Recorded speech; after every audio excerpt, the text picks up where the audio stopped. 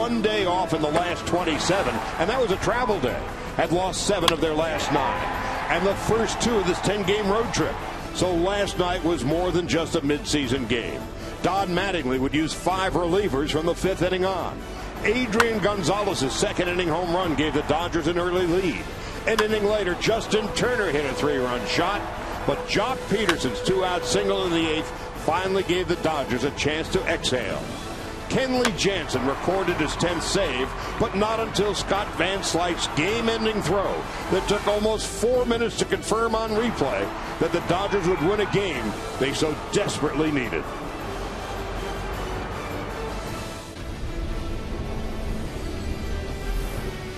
It's a beautiful day for baseball. And live from Wrigley Field in Chicago, Sportsnet LA presents the Los Angeles Dodgers and the Chicago Cubs in the final game of this 4-game series. Again, everybody, Charlie Steiner, Nomar Garciaparra, Oral Hershiser. The 4th and final game with a win today. The Dodgers earn a split, head down to Florida for the weekend. This afternoon, with a tough lefty, John Lester, going for Chicago. It's going to be an all right-handed hit in the lineup for the Dodgers, but Yasiel Puig, once again, is not in it. Well, I'll tell you, they are not following the numbers because Lester, against left-handed hitters here at Wrigley Field, they're hitting well over 400, and righties 200 points less. But despite that, the number that the Dodgers really improved on last night were with 2 outs and runners in scoring position. Justin Turner coming up big and flexing his muscles once again and driving the ball out to center field. But I think the big RBI was late in the game with 2 outs, and that was Jock Peterson. It really allowed the Dodgers to exhale and go out there and complete the win. But that's on the offensive side. What do they have to do on the pitching side? Well, on the pitching side, Carlos Frias has to avoid putting stress on this team again. The bullpen really had to work hard last night, and Carlos has to turn it around for himself as far as innings pitched. Only 5 1/3 the last 2 outings. The 10 hits, you can see the total, and the 10 earned runs. If he has an outing like that, again, the bullpen's going to have to respond. And for him to have a good outing, he's going to have to keep the ball down. Get ground balls. 58% of his outs are on the ground. He needs to keep the off-speed stuff, continue to develop it, the changeup and the curveball. But the key today is keeping the ball down and out of the Wrigley wind. So the Dodgers and Cubs wrap things up. It's been a weird first 3 games of this series. What's next? We're about to find out. Lineups and first pitch are coming up.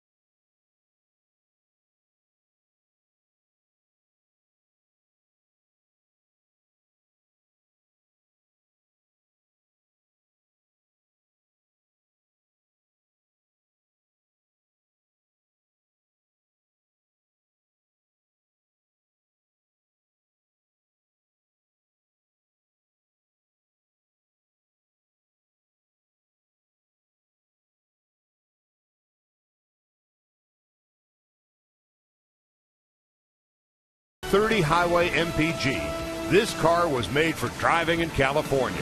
Visit Dodge.com today. 72 degrees, cloudy skies. About a 40% chance of rain within the next hour, and then it's going to come and go, or so they say, and it generally does. And we should be able to get this game in without too much ado. Our closed captioning is brought to you by Shumash Casino Resort, where we are all about you. So here are the Dodgers beginning this Thursday matinee. 1 game in front of the Giants, who host the Padres later. 4 in front of Arizona, 5.5 in front of San Diego. Colorado last place in the National League West. The Cubs at 39 and 31 are in 3rd place in the Central Division, trailing the Cardinals by 7.5 games. Cubs have won 2 of 3, 7 of 12. For the Dodgers, this is game 28 of 34 in 34 days. 12 up and 15 down. 1 week from today, at long last, the Dodgers will have a day off. They haven't had many. Here's a look at the Honda starting lineup, brought to you by manager Don Mattingly. Cubs take the field. It's going to be Kike Hernandez leading off in center field today. As we told you in the open, it's an all right-handed hitting lineup for the Dodgers. And so Jock Peterson, with the big hit last night in the 8th, has a day of rest. Jimmy Rollins at shortstop, Justin Turner at first base, Scott Van Slyke in right field in the cleanup spot, and Howie Kendrick, who struggled on the road so far this year, is at second base. Guerrero is at third base. Alberto Callaspo is at third base. Guerrero has moved to left field. That is because Yasiel Puig, that callus continues to be a problem. Van Slyke moves from left to right.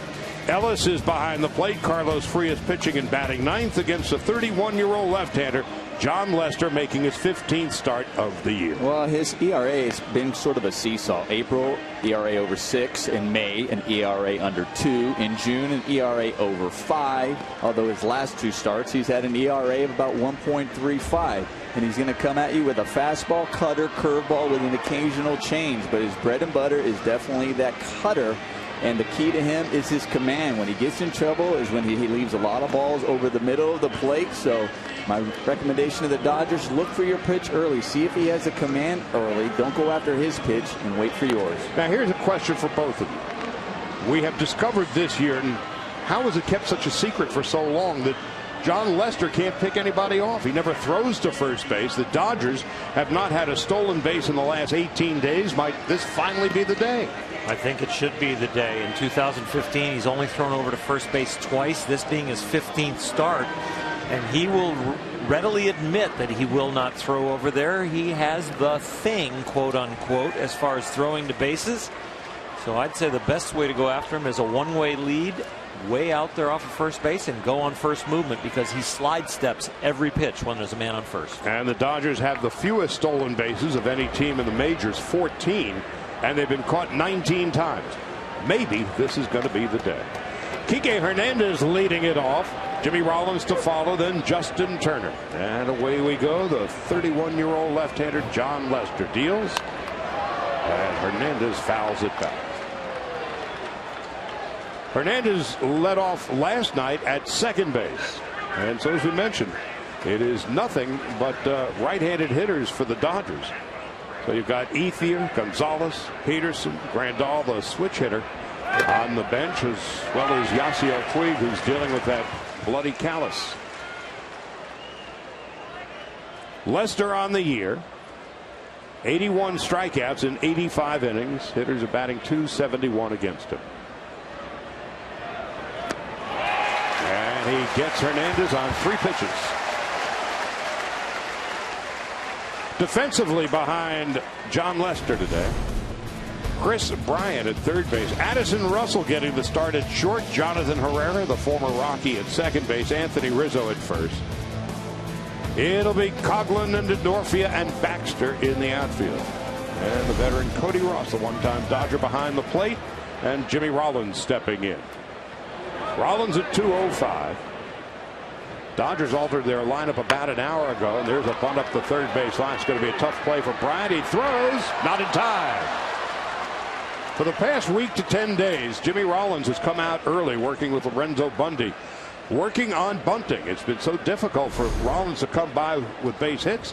He earned this one. Well, he definitely does. And, you know, the third baseman wasn't necessarily on the grass. He was playing about even with the bag. And he says, okay, here's a chance. He's been working on things, as you said, and he's trying to find something to get hot. I mean, yesterday he actually swung the bat well. He had that nice line drive out to left fielder. He's been unlucky. Here, he's able to get that nice single. And now here's the Dodgers' hottest hitter, Justin Turner. That big 3-run home run last night. You know, the Dodgers now have 5 players with 10 or more home runs in their lineup. Turner, Peterson, Gonzalez, Grandal, and Guerrero. Andre Ethier has 9. And the ball inside and low, 1 ball and no strikes. So Jimmy Rollins, who leads the Dodgers with 6 stolen bases, he has been caught 5 times, would be a likely suspect, you would think, to test John Lester and his inability to keep runners close and keep them from stealing.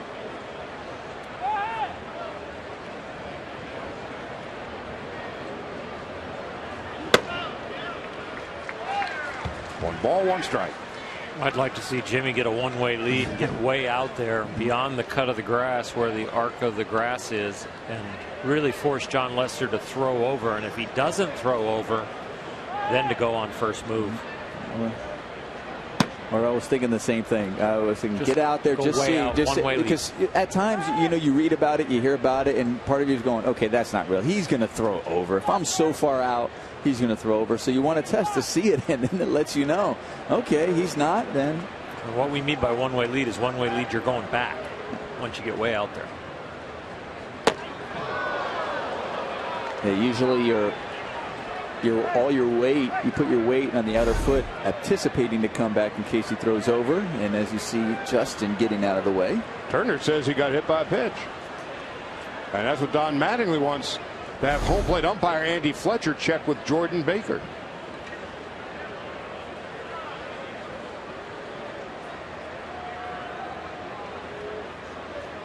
Did he or didn't he? Justin saying I don't need the video replay, but Don has to wait for confirmation whether they want to challenge it or not. Turner's limping around. Either he's a really good actor. Tim Wallach on the phone to John Pratt in the Dodger clubhouse looking at the videotape. I wonder if he grazed that right knee.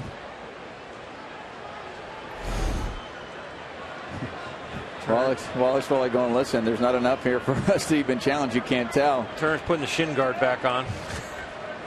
He's like, oh, come on. He's like, listen, I know. He's like, I got to rely on the video, but I felt it. So meanwhile, it's 3 balls and a strike. It's a perfect time for Jimmy to get that one-way lead, 3-1. If you're not going to go now, get the one-way lead. Jimmy over there is actually looking like he wanted the signs again. He's looking at Lorenzo to try to ask him to give it to him again. Cody Ross, the catcher, has thrown out 7 of 30 would-be base stealers. David Ross.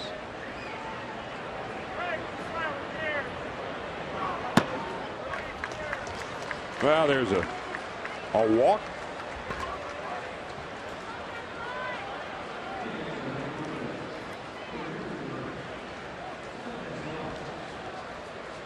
David, like Cody, both former Dodgers. So now the Dodgers have a bit of a rally going here, 1st and 2nd. And Scott Van Slyke coming up.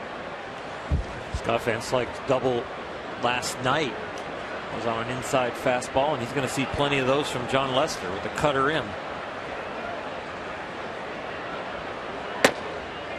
It was quite a night for Van Slyke last night as rain is beginning to fall, not unexpectedly.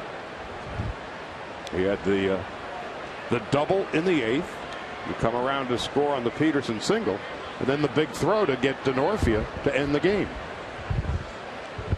The Dodgers caught a break when the ball caromed off the garage door instead of the brick of the ivy. Scott got that direct carom and made it pay off. A great throw. Van Slyke takes outside. I think his defense gets overlooked quite often. I mean, he's solid out there. I think everybody just like, okay, off the bench, big bat. Okay, maybe lose a little bit out there on defense, but that's not the case for Van Slyke. He gets the job done very well. 3 home runs, 16 runs batted in, and takes under the knees. So Lester off to a shaky start. The forecast called for about 40% of chance of rain within this hour. Well, it's 100% now. It's supposed to, they say, clear out.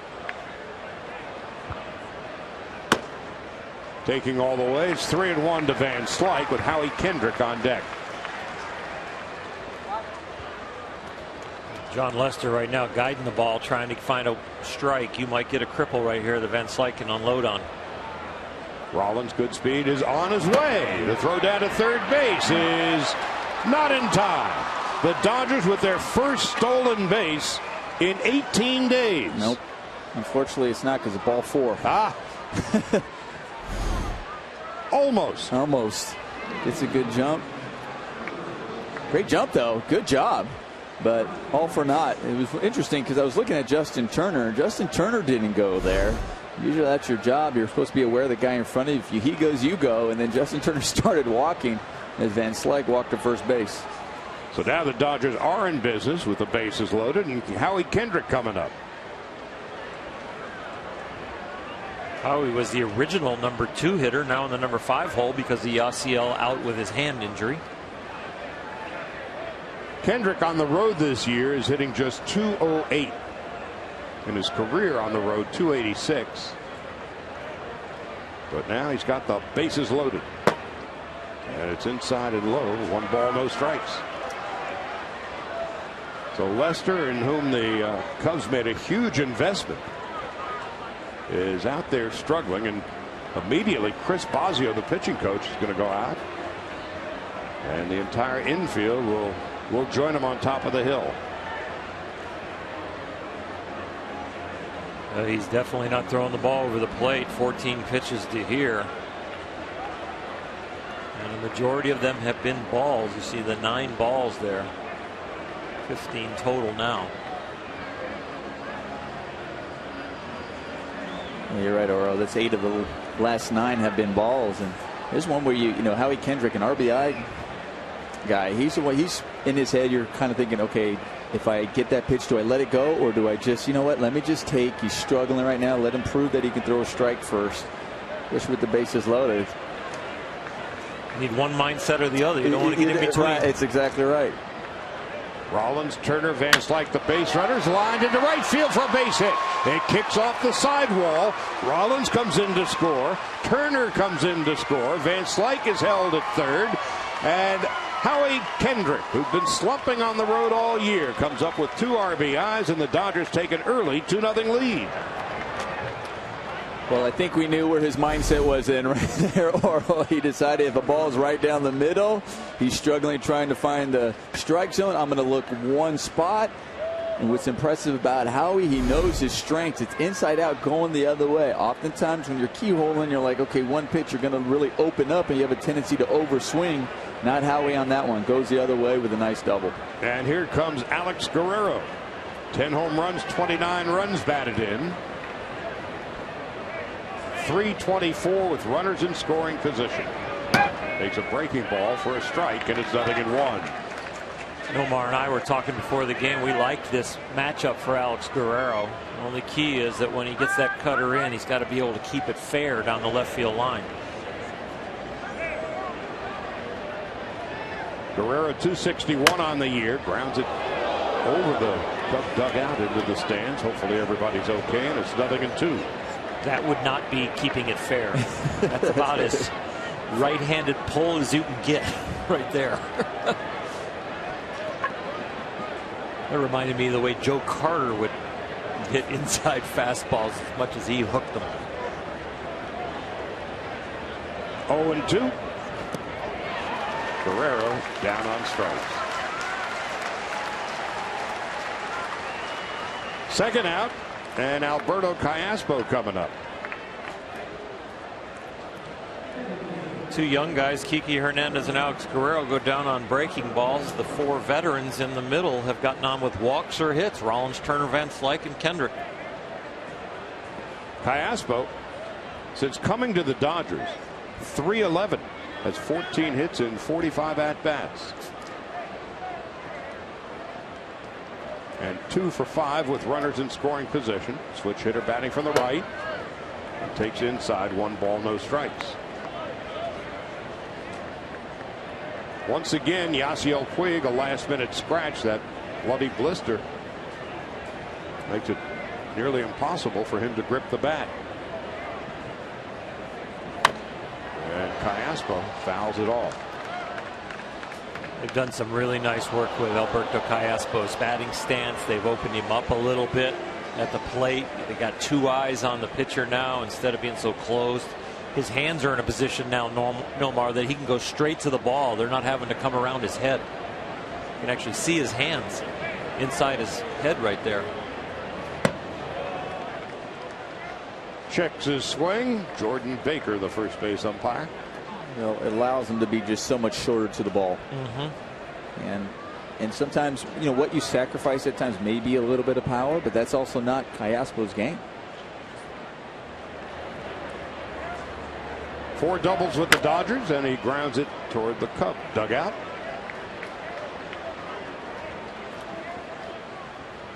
As you see, Lester already at 23 pitches here in the first inning. A.J. Ellis on deck. Giants and Padres later. The 2-2. Call strike 3, and that's going to do it. Lester strikes out the side, but not before the Dodgers come up with a couple of runs and a couple of hits. The Howie Kendrick double right down the line into right gives the Dodgers a 2-0 lead. Carlos Frias' turn to pitch when we come back.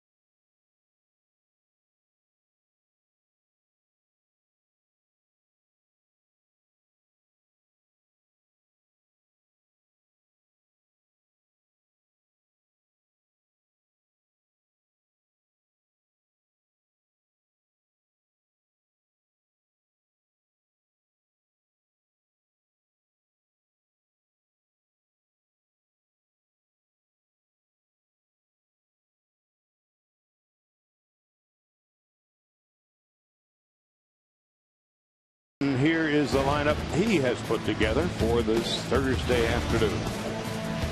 Brought to you by Honda. Chris Denorfia in center field. Anthony Rizzo at first. Chris Bryant at third base. He's played practically every day since being called up. Chris Coughlin in left. Addison Russell at short. Mike Baxter, one-time Dodger, in right. David Ross behind the plate. John Lester, in his career, he's 0 for 68, batting 8th. Jonathan Herrera at second base, batting 9th. So his next hit will be his first.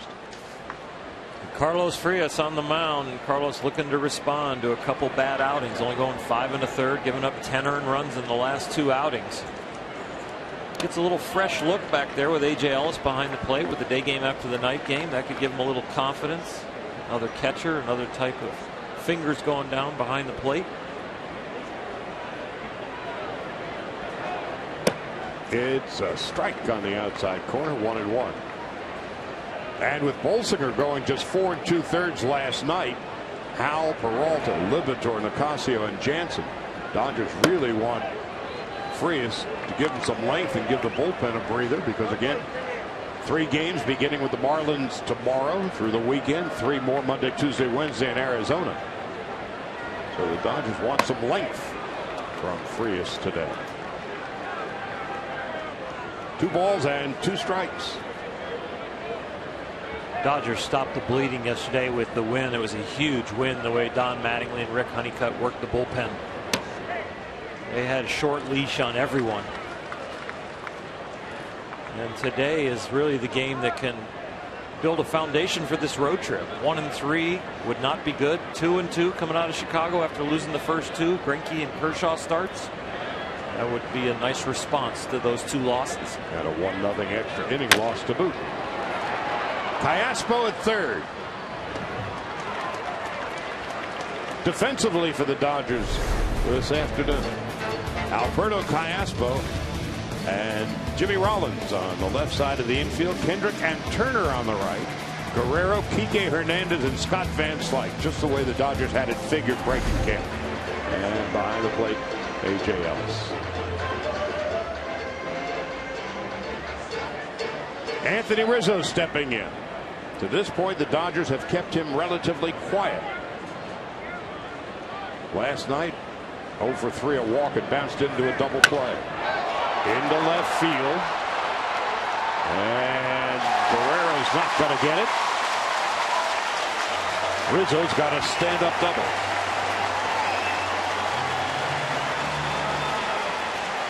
It's an early shutdown inning. Get out there, you get staked to a 2-run lead, and you're Carlos Frias trying to have a good outing. Anthony Rizzo does a nice piece of hitting right here, going with that 2-seamer. It was slightly up if you're going to evaluate the pitch, but that's a really good piece of hitting. Well, the fact that it was a left-handed hitter hitting it the opposite way, that ball just seemed to keep slicing away from Alex Guerrero as he was trying to track that one down. Now Chris Bryant steps in. 10 home runs and 42 runs batted in.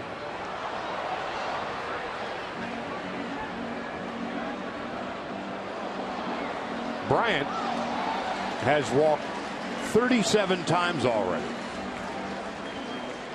What is notable is that 8 of those 37 walks have come on 0-2 counts. So his numbers are somewhat reflective of Jock Peterson's. Walks a lot, strikes out a lot, and hits a ton of home runs.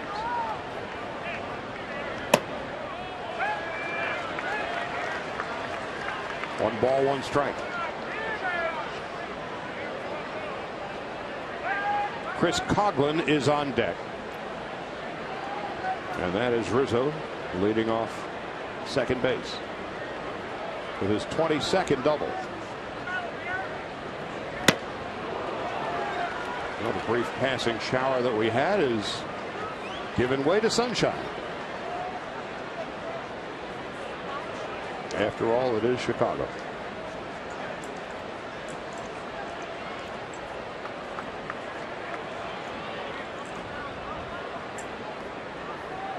One ball, 2 strikes. Did he go? Yep. Jordan Baker with the clenched fist. Second out of the inning. The cut fastball on the outside corner, and it was late. Got Chris Bryant to commit. Goes around, 2 out, and Chris Coghlan is coming up. Coghlan at 249, 8 home runs and 18 runs batted in. Rookie of the year with the Marlins. 2009. Dodgers face the Marlins this weekend.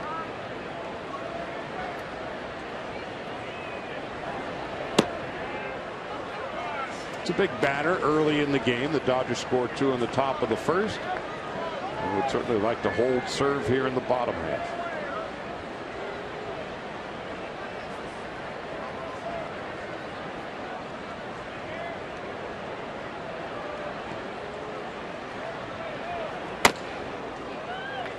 Up and in, it's 2-0.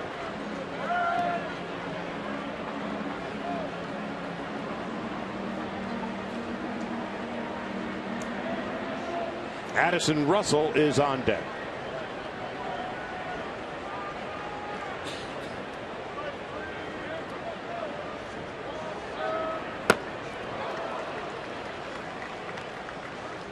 2-0 changeup right there. A.J. Ellis forcing Carlos Frias to throw some of his secondary pitches in a fastball count. It's part of the growth pattern that he is on.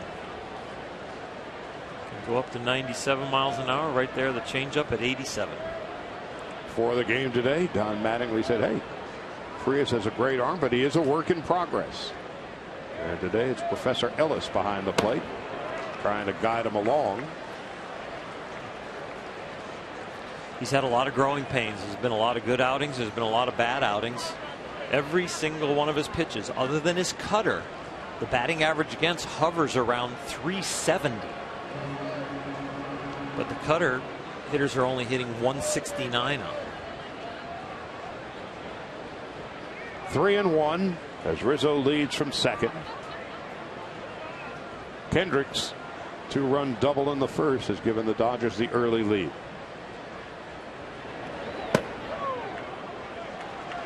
Three and two. It's a mistake they got away with. A.J. Ellis had to reach across back down the middle of the plate. They were trying to go low and away with first base open, trying to make a quality pitch. They didn't, but fortunately Coughlin was taking. Frias' 17th pitch of the inning and his first walk of the game.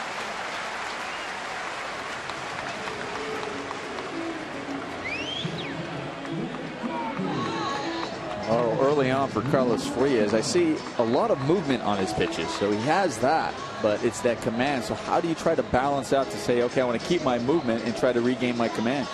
The arm is definitely alive, and he's got great movement, like you said, Nomar, and I think he needs to work at halves of the plate instead of trying to hit the corners. And I think A.J. is so adept at ushering those guys through that he'll pick up on that. Russell at 255. Takes high and away, 1 ball and no strikes. There's not a lot of confidence in the body language on the mound either. Right now he's begging for check swing calls to the first base umpire, and his body language out there looks very pensive as far as what he's trying to do.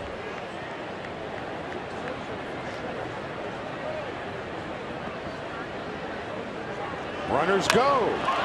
Center field. Kike Hernandez there, and that's going to do it. Madden had his runners going. Russell flies to center. Cubs strand 2. A.J. Ellis, Carlos Frias, and Kike Hernandez will be coming up in the second.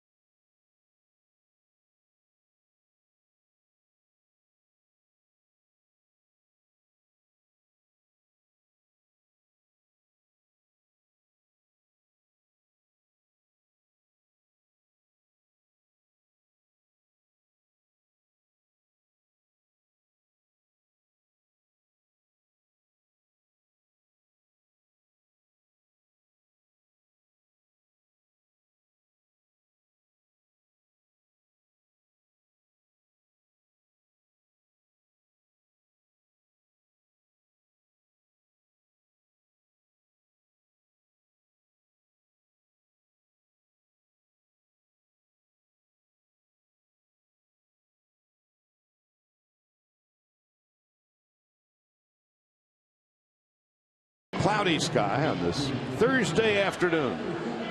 Right after the game, the Dodgers will bust their way through rush hour traffic, get to the airport, fly down to Miami.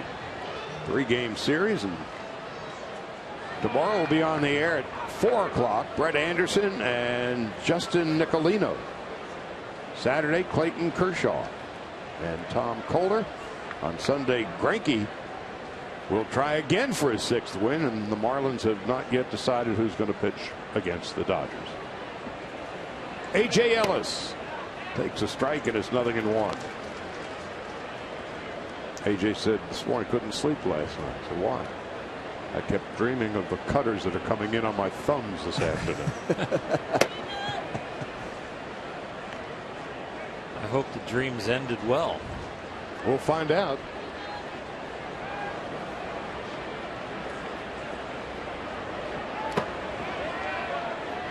It's really weird that he dreams when he couldn't sleep. You take that up with him. You know, talk to him about that. Let me tell you something. At 8 o'clock in the morning after a night game, you're getting some coffee. You want to be totally coherent? If he wasn't dreaming, he was thinking. It sounded like Yogi Berra. Who wasn't a bad catcher either, I heard. That's what I mean. Something about those foul balls off their mask and the concussion syndromes that make him talk like that, I guess. No, that's just Yogi. Should he have said, "Oh, I kept waking up from dreams"? Yes. Okay.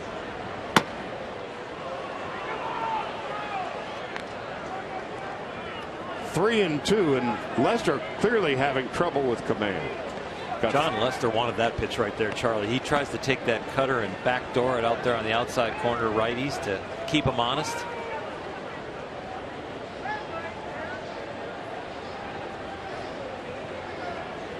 Already at 29 pitches. So that could be an issue. And it's taken him as high as 110 twice this year. I'll tell you, he gets that backdoor cutter on righties is such a great pitch. You give up on it. Yes, huh? you do. And it seems so far away after being pounded in all day. Yep, you're looking in on him. You're going, okay, that's a ball, fastball up, and it catches the corner. Ellis works out a walk, the 3rd walk given up by Lester already.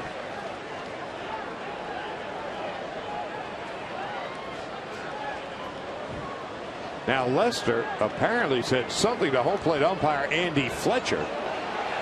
Cody Ross is trying to get in the way of Fletcher. David Ross.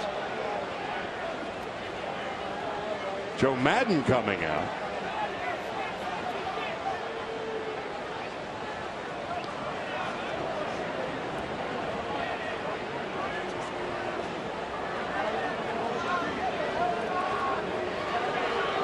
Home plate umpire Andy Fletcher is really steamed, and so is Joe Madden. I think what Andy Fletcher going out there, obviously we saw him upset, but once David Ross got in front of him, and then the manager, he still stopped and is looking at Lester. Lester walks behind the mound going, okay, I'll walk away from it. It's like Andy Fletcher still wants to taunt him more, and that's, I think, what Joe Madden might be upset about. And David Ross did a great job getting between. Yeah, he did. Andy Fletcher and his pitcher.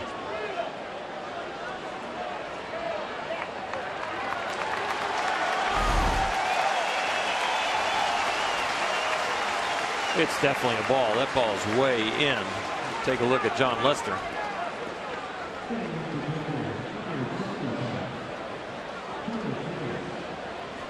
I think that stems a lot too from the pitch prior that he was trying to backdoor the cutter out there, which I had as a ball, but it was close. Now Frias, a good bunter.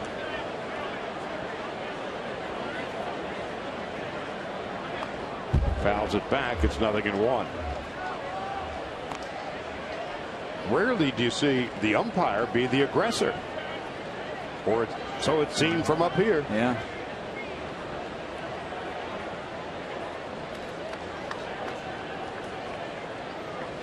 Oh, 1. Into the air. Oh, of course. Now Ellis is caught in no man's land. Oh, that was a smart play, first of all, by Rizzo, if he was able to come up with it, because AJ has to freeze on that because he's assuming it's going to be caught, so he doesn't want to get doubled up. So that's the perfect play to let it drop, freeze, throw it to first base to get Carlos out, and then try to get AJ in a rundown. Like right there, he let it, but it just spun away from him. Carlos Frias did a great job busting it out of the box. Yes. Some pitchers will freeze there and be disappointed they popped it up, and then that's where you get the double play if you're Rizzo. Frias running full out kept him out of it. Frias is among the fastest runners on this Dodger team. That's what I was thinking with Lester on there. He could probably get a stolen base. He can get out there and just go.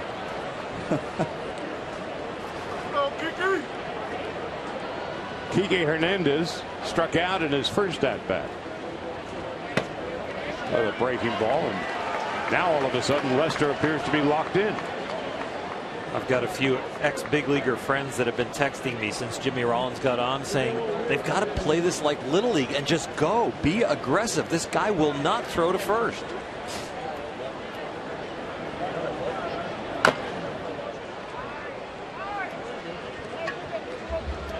And no, Nomar, I'm not giving up the names. That's okay.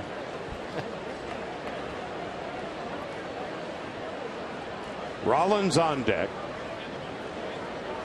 Only Tyson Ross has allowed more base runners to steal, but Lester almost never throws to first base, only twice all year. Into center field, and that has gone over the head of Denorfia. That's going to go to the wall. Frias is on his way home. He will score. Kike Hernandez on his way to third. The throw is high, hits the camera, stays in play, and the Dodgers take a 3-0 lead.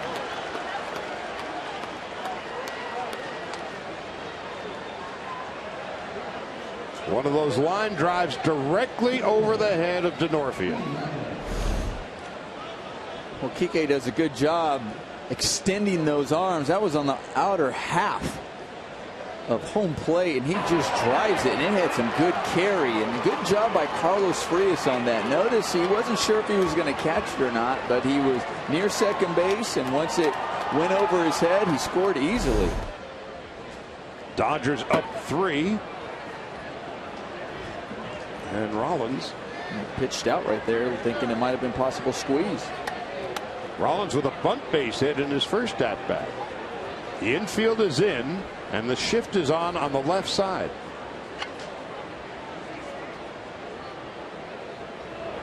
Rollins lines a base hit into center field. Into scores Kike Hernandez. Jimmy Rollins is 2 for 2. Just knocked in his 19th run of the season, and the Dodgers take a 4-0 lead. 2 innings, 2 hits for Jimmy Rollins, but the bunt is what got him on track. The bunt in the first at bat, he gets a little confidence. You get your knock out of the way, maybe a little more free and easy at the plate. Loose hands, good swing, line drive, RBI. And the Dodgers are making my life miserable for John Lester. Justin Turner walked in his first at bat. Dodgers with 2 in the first. Now 2 here in the second. And Turner takes outside. 1 ball, no strikes. Turner with his 10th home run of the year last night. No June swoon for Turner, hitting .353 in 22 games. And a .397 on base percentage, which went up a tick when he walked in his first plate appearance this afternoon. It was a very generous strike call against Justin Turner right there. 1 ball and 1 strike. Turner with a fly ball to left center field. Denorfia's got a long way to go. He dives and he makes a spectacular catch. Chris Denorfia robbing Turner of extra bases, costing the Dodgers a run.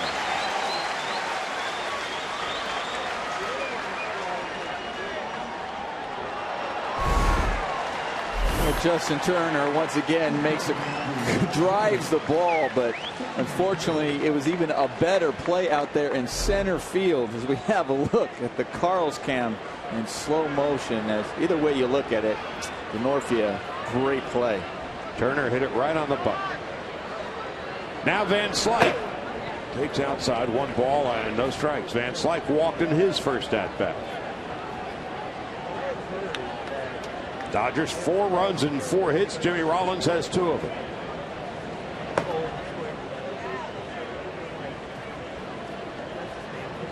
So Lester already at 44 pitches, 24 strikes, 20 balls, 4 runs and 4 hits,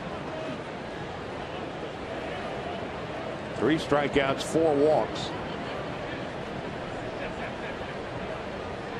Shift on for Van Slyke. Takes outside. Shift on the left side of the infield. The outfield is straight away for Scott Van Slyke.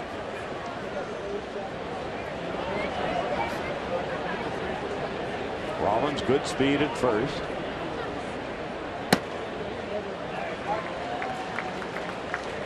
Three and one. Took the Dodgers 3 innings last night to jump out to a 4-0 lead with a couple home runs. This rally and runs being built with some hits, doubles and triples. John Lester just can't find himself out there today.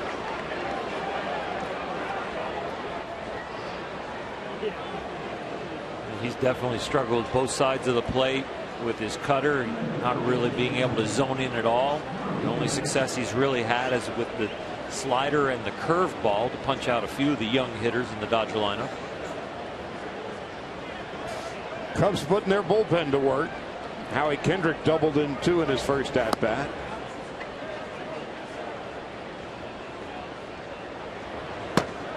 There's a strike, 0-1.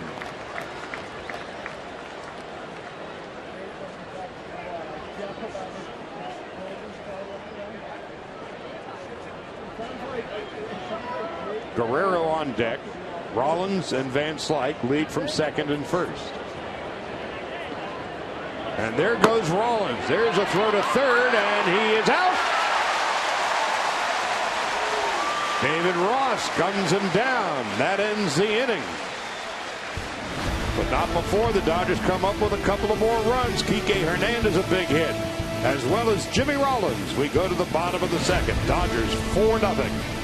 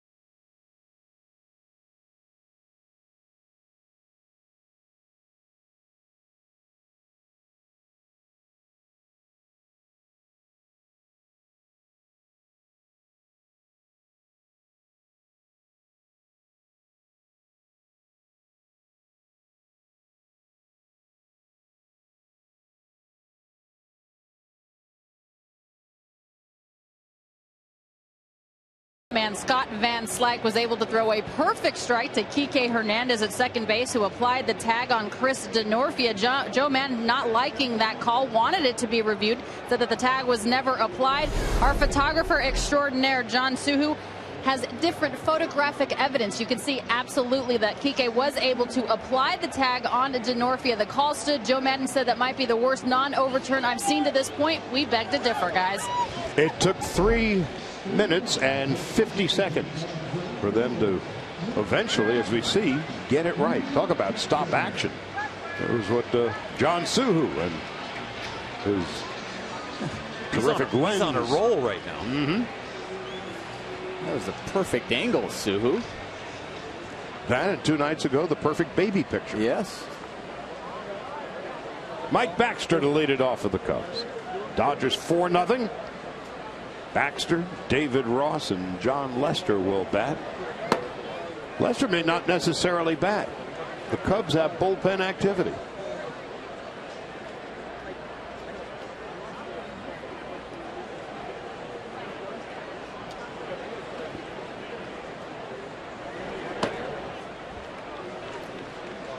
Two balls and no strikes. Edwin Jackson, who came in last night to face a couple of batters. It was Jock Peterson who knocked in the big insurance run in the 8th inning off Jackson after Justin Grimm had done so well. And of course, this has been quite a struggle this afternoon for John Lester. So he may be out early.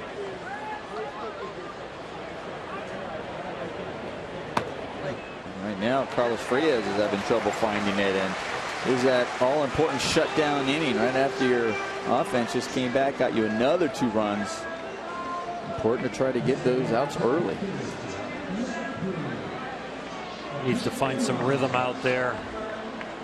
Sometimes getting in the stretch right here, eliminating some of the moving parts. Lock in. And one thing, I know he scored from first on that triple by Kike, but I think he had ample time to rest and regroup before going out there.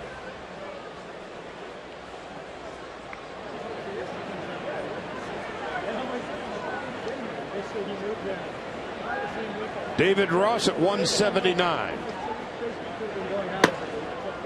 Takes a strike and it's 0-1. Came up with the Dodgers. Signed a 2-year free agent deal with the Cubs this offseason. And next year will be his swan song. Came here to serve as the understudy to Miguel Montero. This kid the other day said, literally, I'm a graybeard now. But he relishes his role as one of the team leaders on this young up-and-coming Cub club.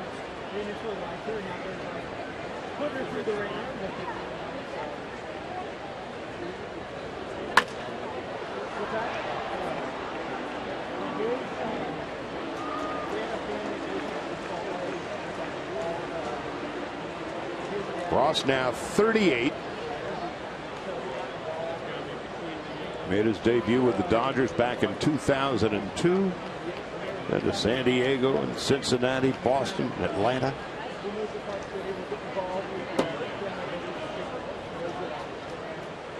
One ball and 2 strikes.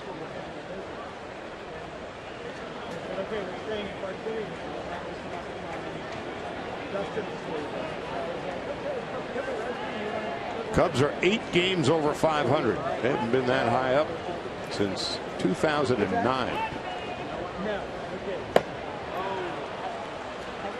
Ross down on strikes, a second strikeout of the game for Frias. That was a nasty sinker inside. We talked about the movement. Nomar, this ball has tremendous finish. Oh. As a hitter, you're going back and people are asking, well, what was that? And you're going, I don't know, but it started off in the strike zone and then it just disappeared. And that is why Mattingly calls him a work in progress. Now John Lester. Nobody in Major League history has gotten off to an 0-for-68 start.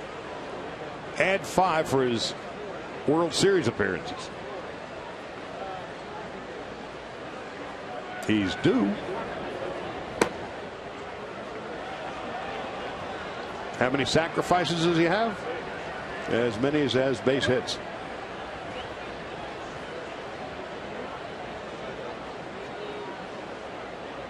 Most of those guys I bet you never heard of.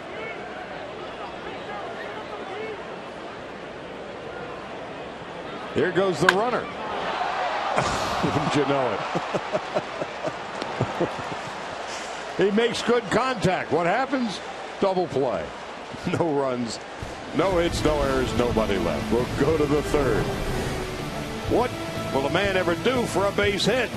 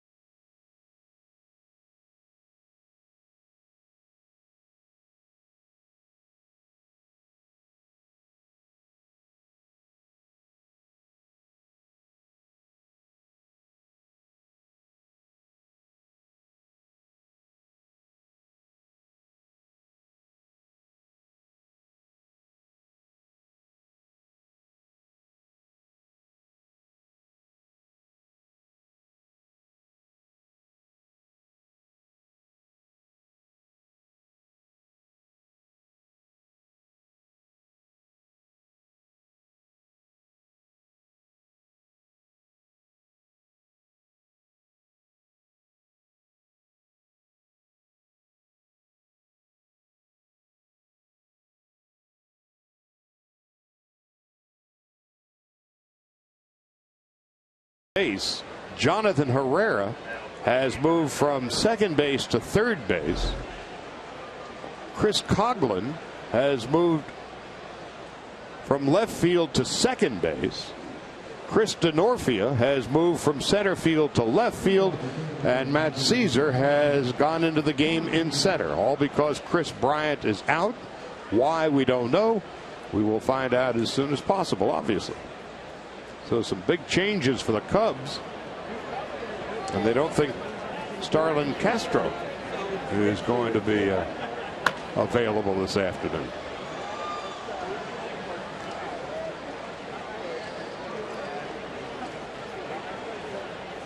So Bryant is out of the game.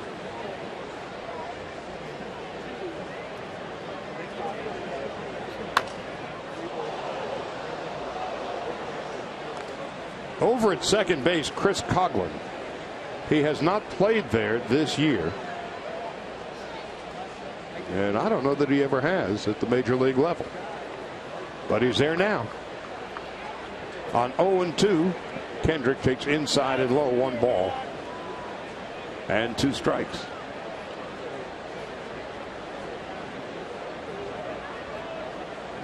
Well, we were talking at the top of the broadcast, some weird things have been happening in this series. And some weird stuff is happening here in the third.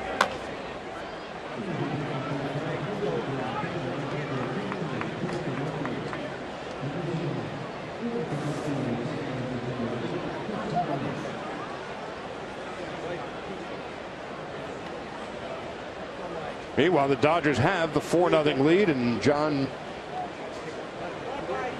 Lester deals a foul off to the right, now to play.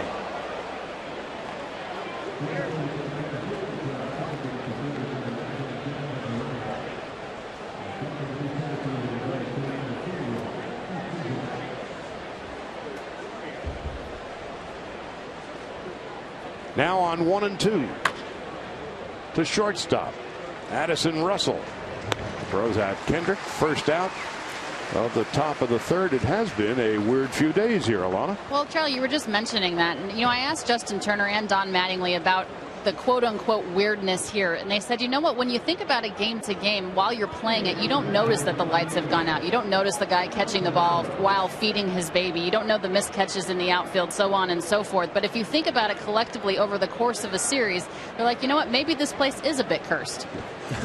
Well, Billy Goats and all the others over the course of the century that this place has housed baseball.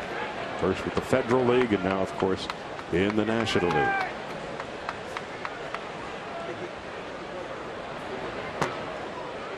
Even in the hotel, you can have dreams without being asleep. Just ask A.J. Ellis. Guerrero, a strikeout victim in his first at-bat.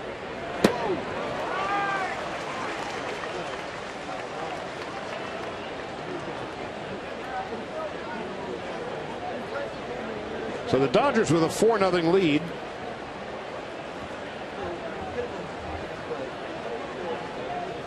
John Lester has struggled through the first 2 innings. And Guerrero with an easy one-hopper to first. You may have heard that the Cubs have had weird stuff happen to them over the years. Of course, the Billy Goat. That happened at Shea Stadium. That was Ron Santo in the on-deck circle. Steve Bartman, Moises Alou. And so here we are with 2 out and nobody on. Alberto Callaspo is the batter. Call strikeout in his first at-bat. He drills one to deep left field.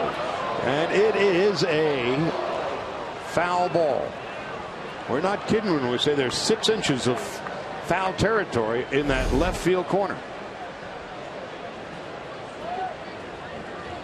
He got out in front of that one and drove it down the left field line. You were talking about earlier how he was opened up slightly, Oral, just a little bit, and that also allows you to get your hands to the ball quicker on the inner half.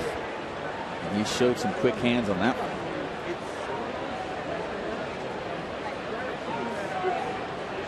Piaspo takes inside. Took a called third strike in his first at bat, but hitting over 300 since coming to the Dodgers.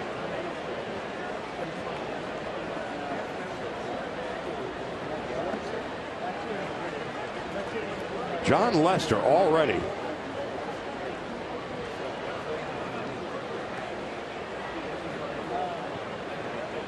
in 2 1/3 innings is up to 63 pitches.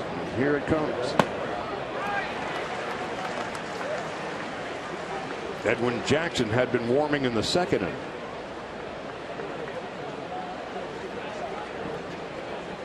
RBIs for Hernandez, Rollins, and 2 for Kendrick. Off Lester. Ball strike 3. That ends the inning. His 4th strikeout and his first clean inning. When we come back for the bottom of the 3rd, Jonathan Herrera, Chris Denorfia, and Anthony Rizzo will bat. 4-0 Dodgers.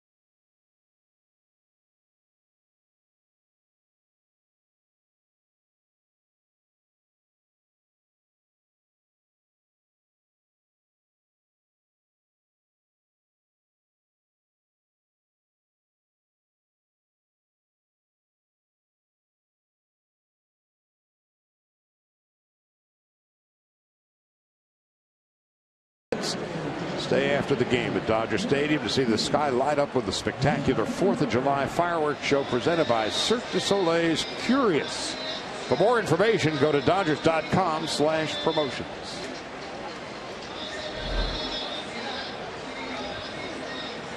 Jonathan Herrera will be leading it off. He started the day at second base. He's moved to third base.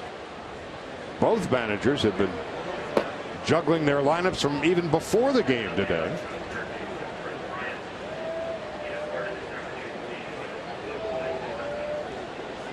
So Herrera is the batter, and he lines a base hit into left field to begin the 3rd. So we get word that Chris Bryant left the game, euphemistically speaking, with flu-like symptoms. He wasn't feeling too good.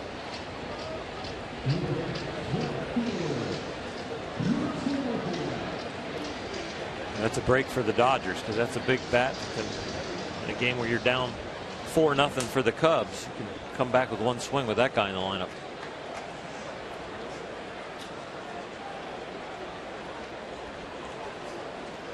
So a leadoff hit for Herrera. He's got good speed, always a threat to steal.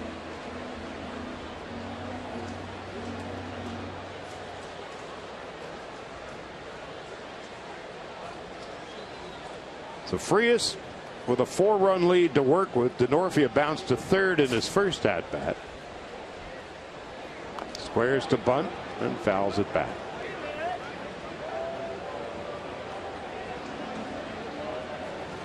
Chris Bryant has played in practically every game since his celebrated call up. He was held back there for the 10 games.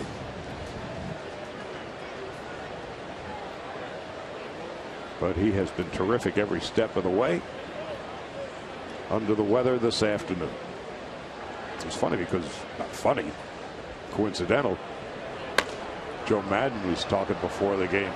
Got to find out a time and an opportunity to give him a rest. Got the Dodgers in, then they play the Cardinals. And they were hoping, well, maybe next week when they play the Mets or somebody, they'd give Bryant a day off. And Chris Bryant has an unwanted day off today. After the Cardinals, they do have an off day on the 29th. He's probably looking for a place to give him more than just a travel day.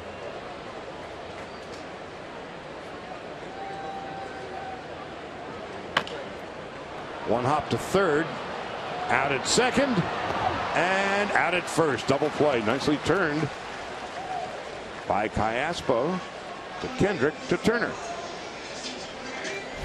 Callaspo, first of all, does a good job getting rid of this ball quick. Watch how quick his hands were there. And then just a nice turn by Howie Kendrick. Well, Frias has been helped by double plays in consecutive innings.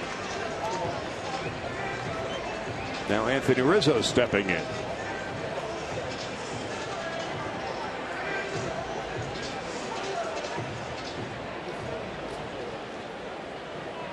Well, more than anything else today, Mattingly is hoping to get maybe 7 innings out of Frias. 6 will be happy. 7 will be sitting in clover. I think he'll be out there for at least 90 pitches no matter what's going on. And this is just his 38th. And that's going to be a base hit into right field. So Rizzo is 2 for 2. So the double play looms large here in the third. Carlos has gotten about 6 outs from ground balls. 58% of his outs have come from ground balls this year. He's in the top 10 in the National League in that category. He and Brett Anderson. Brett is number 1. About 68% of his outs come from ground balls. So to this point of the game, just 1 fly ball out. That was off the bat of Addison Russell. And here's Matt Caesar. He's had a good series.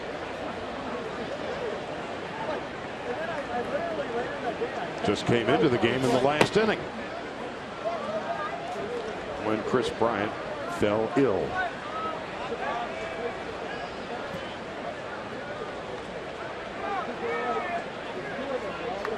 Caesar had a base hit in the 10th inning on Tuesday night in that 1-0 Cub win. 0-2. Chris Coughlin is on deck.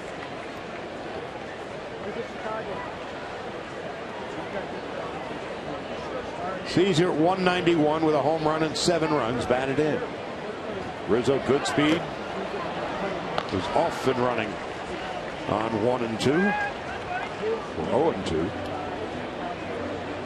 Wouldn't think a guy like Rizzo with all those home runs, 15 home runs, 43 runs batted in, has 11 stolen bases, or 3 less than the entire Dodger team. Yeah, for a big guy, he's pretty fleet of foot.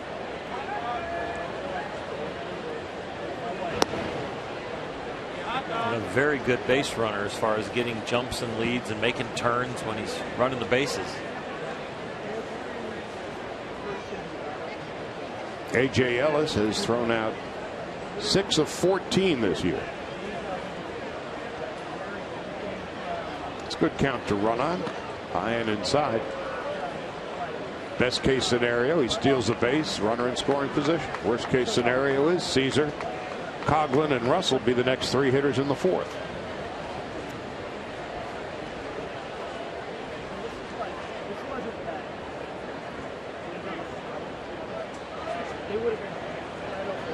On 1-2.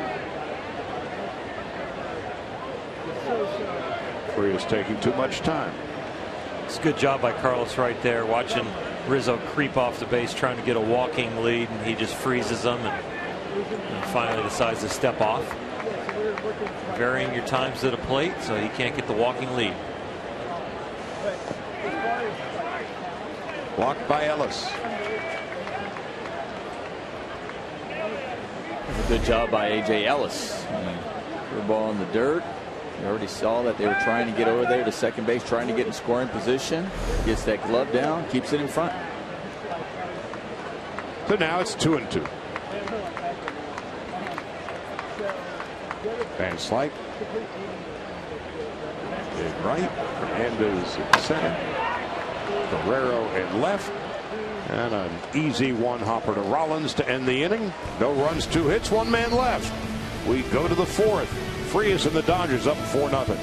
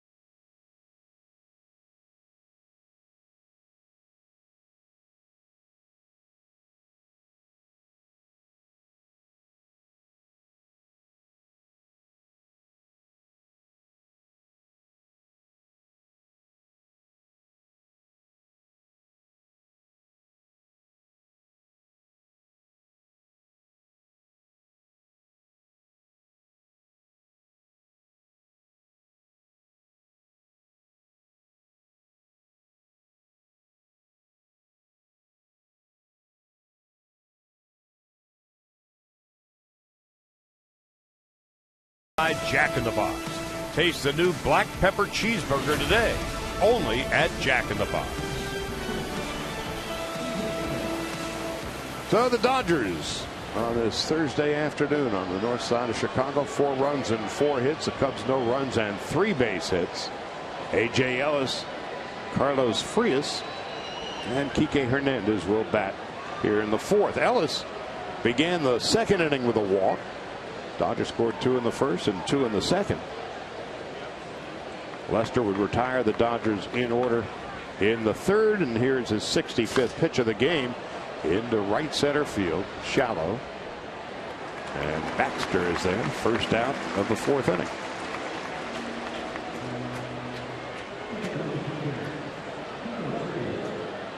Above and beyond the great athletic skills of John Lester, he is also a cancer survivor, and he's not the only one.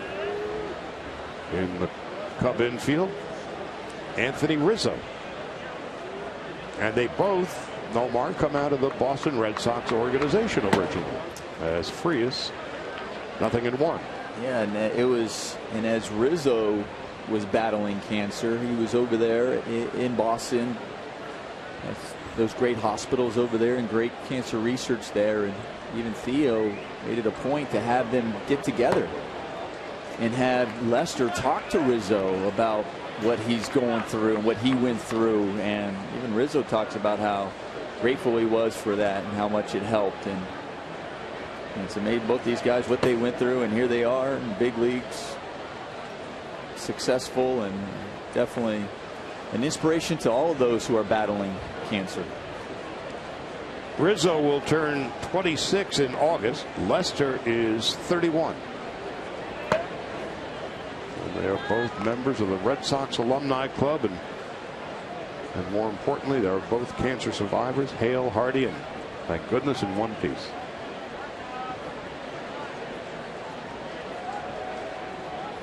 Frias on 2-2.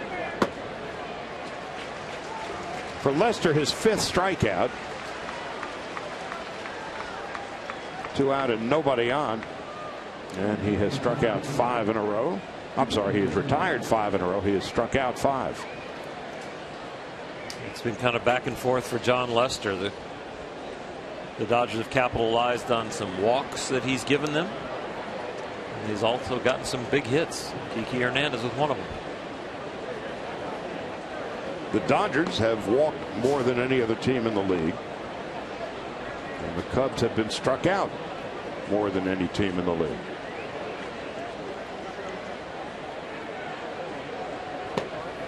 Hernandez takes a strike. Hernandez 1 for 2, tripled, drove in a run, and scored a run. Starting in center field today.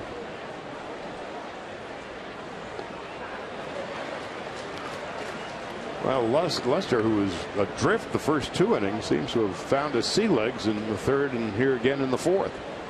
All of a sudden, the ability to throw the cutter for a strike has set up the rest of the arsenal. The 1-2. 2 balls and 2 strikes with Jimmy Rollins on deck. You've got to have a foundational pitch to a start, and John Lester's foundational pitch was not with him at the beginning of this game, but now starting to find it.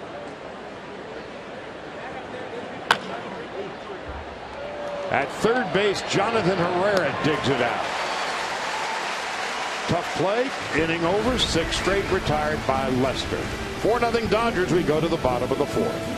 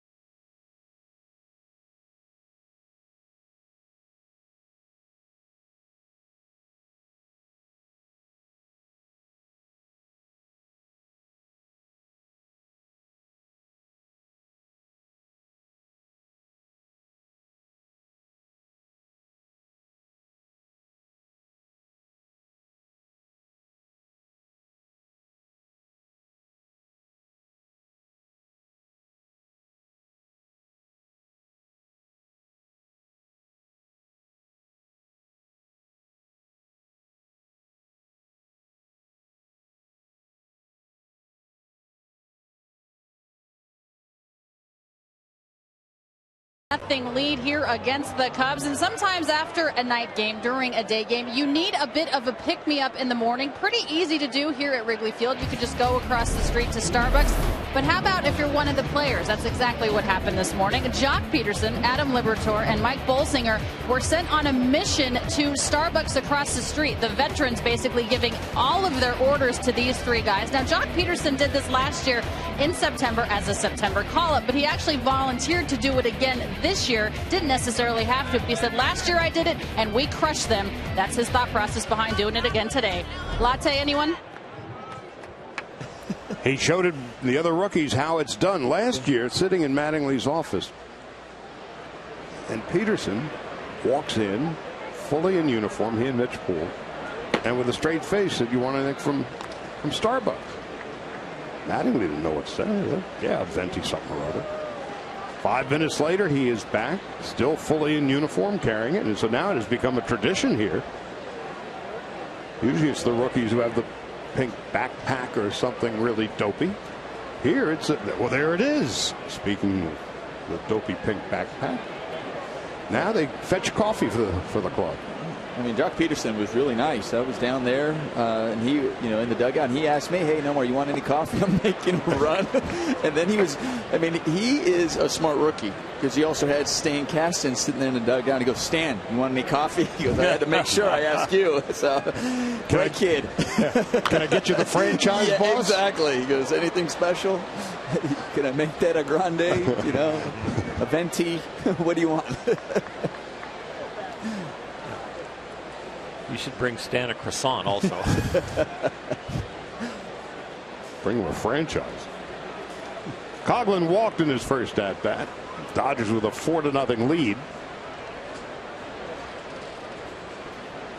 What did they do to you, Orel, as a rookie? You were able to get away with all that stuff? The dress-up kind of stuff at the end. Oh, yeah.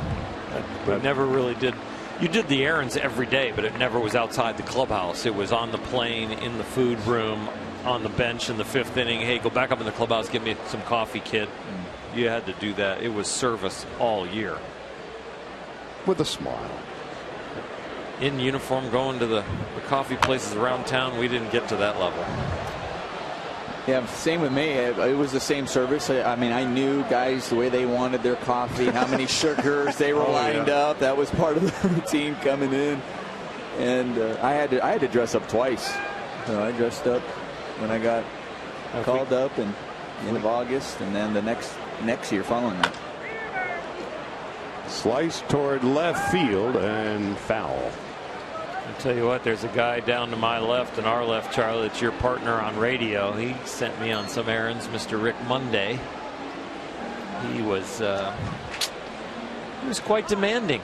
He was a Marine, for goodness sakes. Well, he was quite demanding at making sure that he broke the rookies in properly. But the good thing about Rick was every time you gave him something as far as the service part, he'd impart some wisdom also. So it wasn't just get my coffee and you grab it, get my coffee. Now all of a sudden, hey, your last outing, Darrell Evans hit that home run off of you, and it was a 3-0 count. And did you know that he was going for the incentives to hit 30 home runs, and that's why he was swinging 3-0? And I'm like, oh, good point. And that helped me the rest of my career, because every September I would start to look at the contracts in the basic agreement to see who had incentives for what back then, to see who would be swinging in 3-0 counts and who would be swinging with a man on third and less than 2 outs that you could really strike out because they're going to let the bat go because they were close to some money. Wow. So that lesson helped me every September the rest of my career. That's funny, because one of the guys I used to have to go get coffee is actually here. There's John Valentin. So he was one I had to go make sure exactly how he liked it and get it. And it was great though, is he would do that as well. He it wasn't every single time, but he definitely would sit me down and it's like, here, sit down, Rook, let's chat a little bit. And he taught me an awful lot. Him and Mo Vaughn, they were in the corner of the clubhouse. They were next to each other. So when they invited me over, I was like, I was going into the special corner of the clubhouse. And Val is not a hitting instructor by accident. No, not at all. He was a great hitter. He was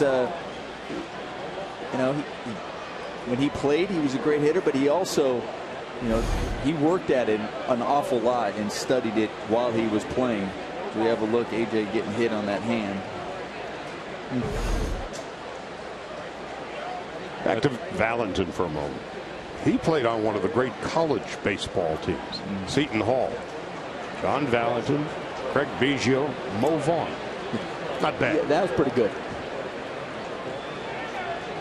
And congratulations, by the way, Virginia winning the College World Series. ACC team finally winning a College World Series. I think it was, 60-some years it might have been? Well, the ACC might now be the best baseball conference. Well, there's definitely an argument there. I mean, they definitely have some quality teams. Still, the SEC is the powerhouse in college baseball. UCLA and the group out west will give you an argument. How about Vanderbilt? Well, they've become a baseball factory. Russell down on strikes. That's 3 strikeouts for Frias. And Mike Baxter coming up. Speaking of Vanderbilt, that's where Baxter played collegiately and decided he'd live in Nashville after graduation.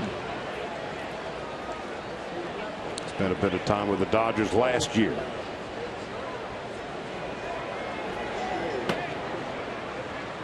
Grew up in New York, just a stone's throw from old Shea Stadium. Edwin Jackson, for the second time, is warming up in the Cub bullpen. David Ross on deck, and then it'd be Lester's turn. Line drive caught by the leaping Howie Kendrick. 2 out.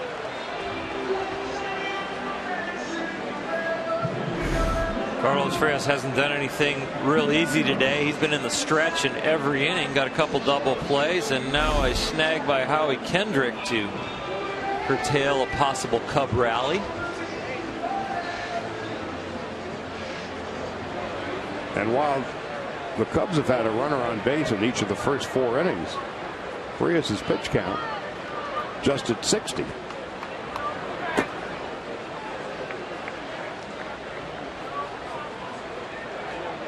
One ball and no strikes to Ross, a strikeout victim in his first at-bat. A couple leadoff walks for Carlos Frias in some of these innings build the pitch count, but then when you get 2 outs on 1 pitch, it keeps it down. Double plays in the second and third inning have helped Frias along the way.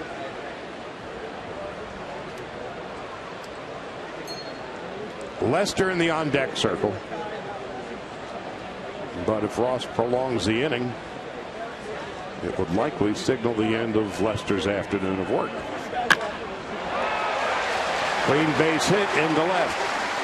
And Lester is heading back to the dugout. A short outing for John Lester. The Cubs an off day on the 29th. I think Joe Maddon has been thinking every time he's come up to the plate, possibly thinking about hitting for him and getting him out of there because they can come back early with him. It'd be full rest, but not full 4 games that they would miss him for. Miguel Montero is going to pinch hit.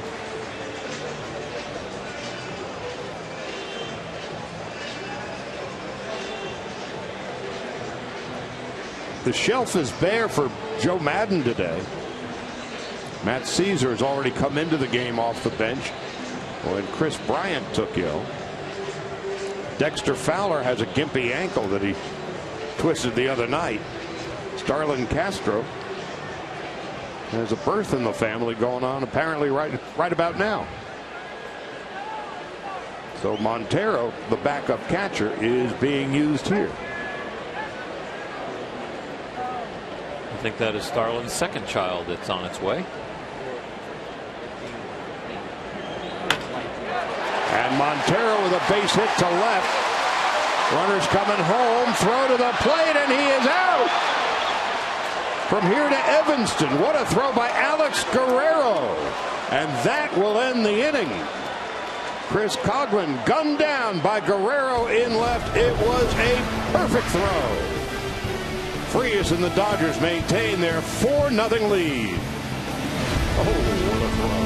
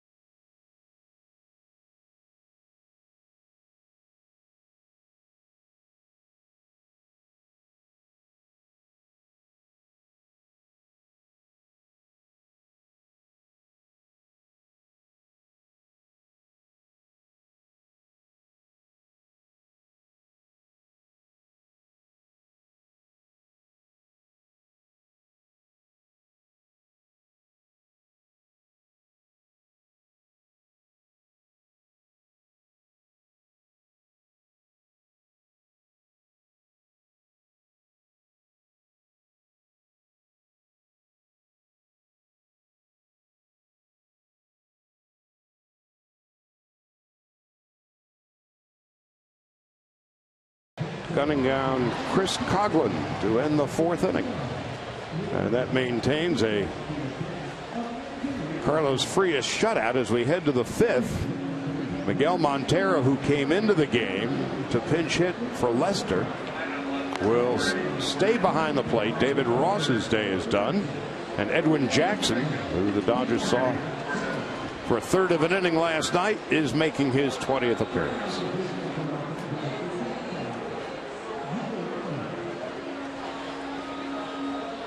John Lester 4 innings today, 4 runs and 4 hits. Walked 4, struck out 5. 75 pitches, 44 for strikes. And the Dodgers now with a 4-0 lead. Jimmy Rollins leading it off. The Cubs have the shift on.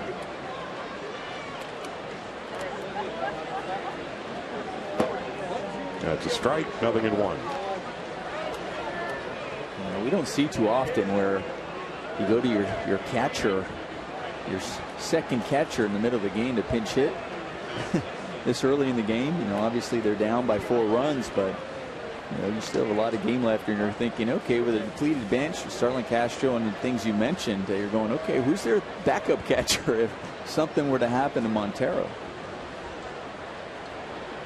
Castro is here. You caught a glimpse of him a moment ago on the bench, and Rollins lines it into the glove of Chris Coghlan, who rarely plays second base. So Madden is doing a lot of mixing and matching this afternoon out of necessity.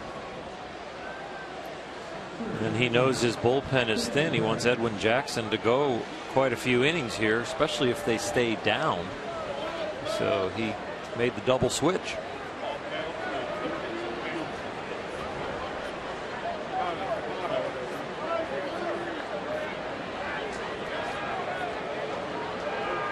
Justin Turner has walked, lied to center, and was robbed of a hit by Chris Denorfia in his last at-bat. Cubs go down to St. Louis for the weekend.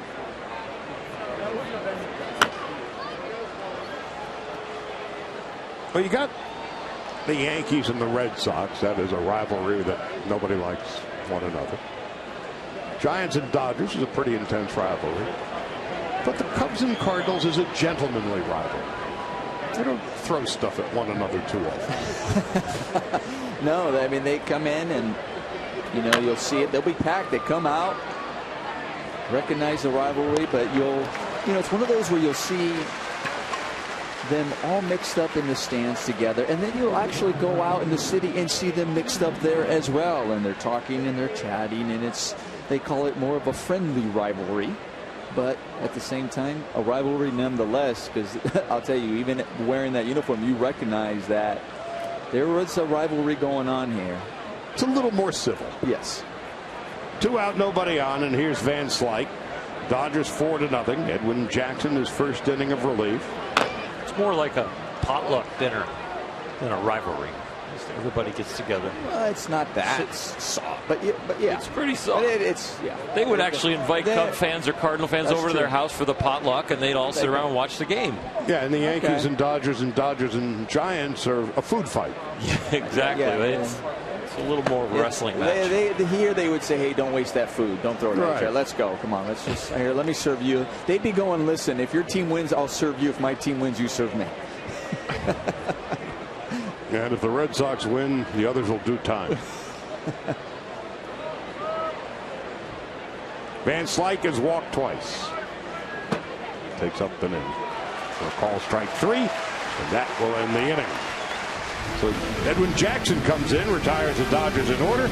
At the halfway point, Dodgers and Frias 4-0.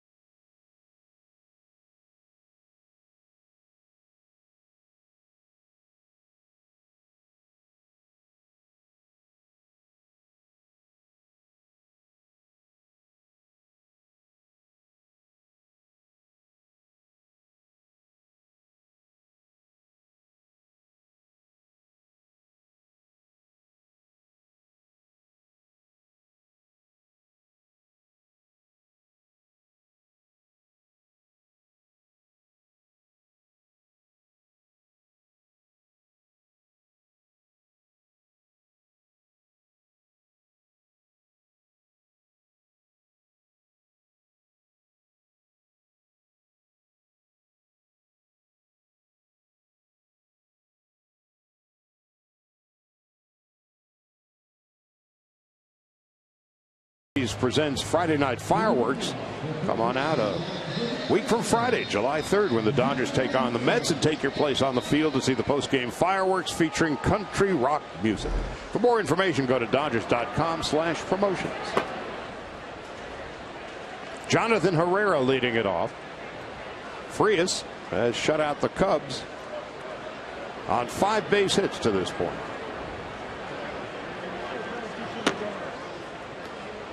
One ball and 1 strike. Frias single to left in his first at bat.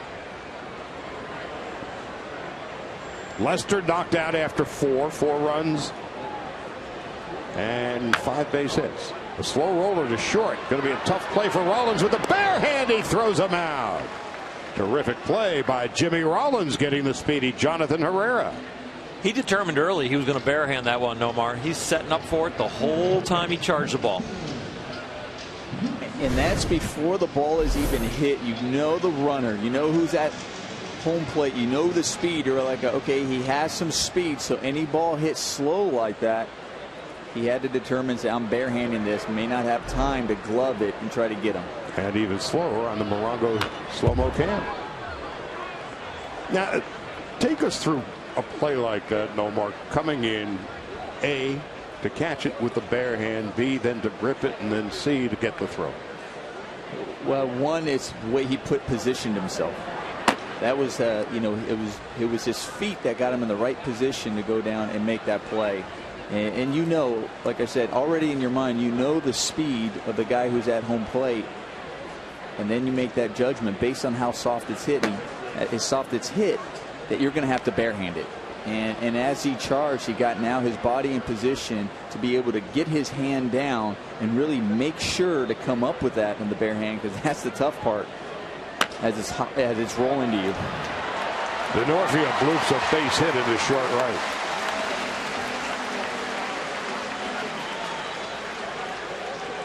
Literally the hand-eye coordination.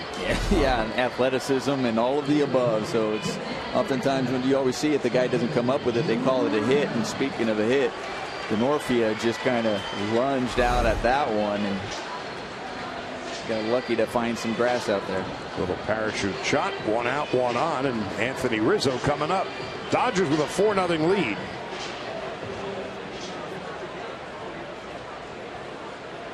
Dodgers with their 4 runs and 4 base hits. But the last 9 Dodger batters have gone down without a whimper. Rizzo a single and a double today.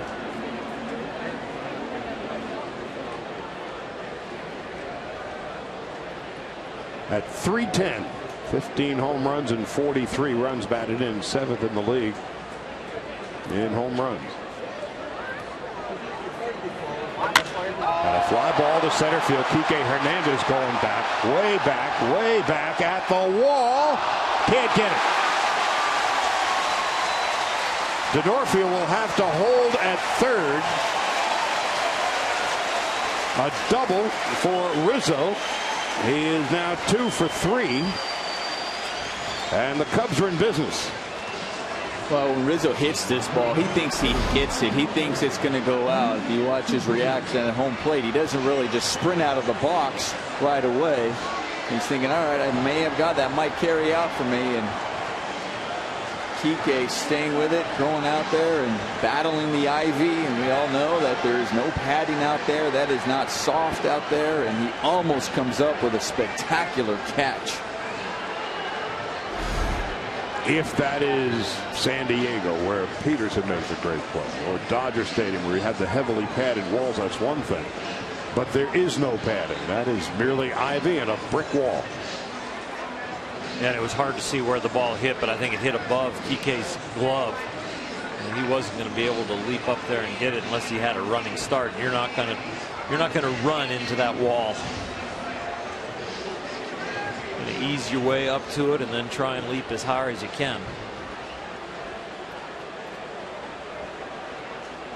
Nothing but brick. Dodger bullpen remains quiet for the moment. Again, they're trying to milk as many innings out of Frias today as they can after 5 relievers were used last night. Matt Caesar, runners at second and third. Infield is back. Dodgers will trade a run for an out if they can. Caesar 188. He did not start today. Chris Bryant took ill early in the game, so he came out. Caesar was inserted into center. Denorfia, who started in center, moved to left.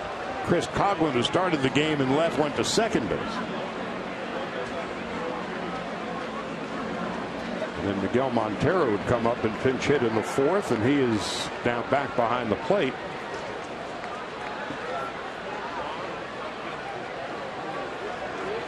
And so Joe Maddon's just got a couple of bench players. Dexter Fowler with a bad ankle and Starlin Castro. Grounded foul at the third baseline, and that's why base runners at third stay in foul territory just in case they might get hit. That's Chuck Krim listening to Rick Honeycutt.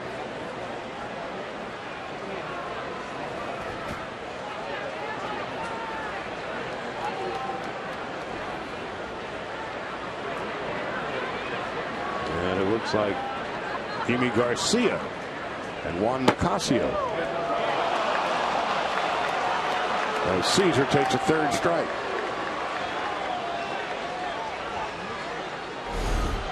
Been pounding him with the sinker in, and then finally a little breaking ball out there that's not a real good one, but because they have lived in with the sinker, they get away with a hanger on the outside corner.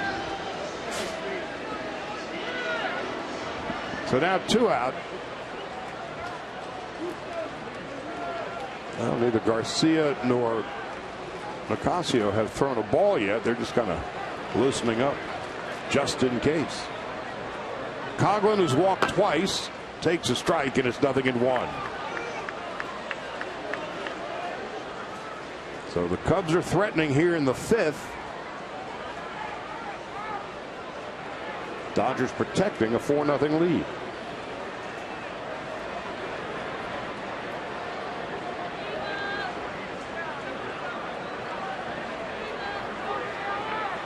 Coghlan at 249. 8 home runs, 18 runs batted in. Fastball outside corner at 95. He throws it there. He's going to pitch in the big leagues for a long time. That's that same inside sinker to righties in, to lefties away. It's outside, but the pitch before that was a good pitch out there. He backed it up with another one. This but his 80th pitch of the game. A strike away from getting out of harm's way. He's yet to pitch a perfect inning today, but he has struck out 4, walked 3. Dodgers lead 4-0. 1-2. That was a really good idea by A.J. Ellis. After you had 2 sinkers on the outer half, and you recognize the movement that he's had on those last 2 pitches, to try to freeze them by coming in off the plate so they can just give up on it, and almost a little bit up, almost came back and caught that corner. Now 2-2. Addison Russell is on deck.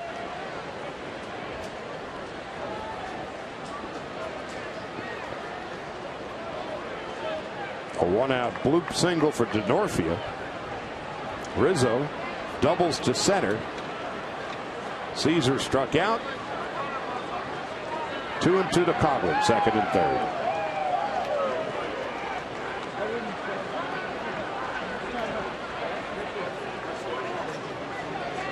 Giants 2-0 over the Padres after 1 at AT&T Park. The Dodger lead over the Giants is 1 game. And now A.J. Ellis wants to make sure he and Frias are on the same page.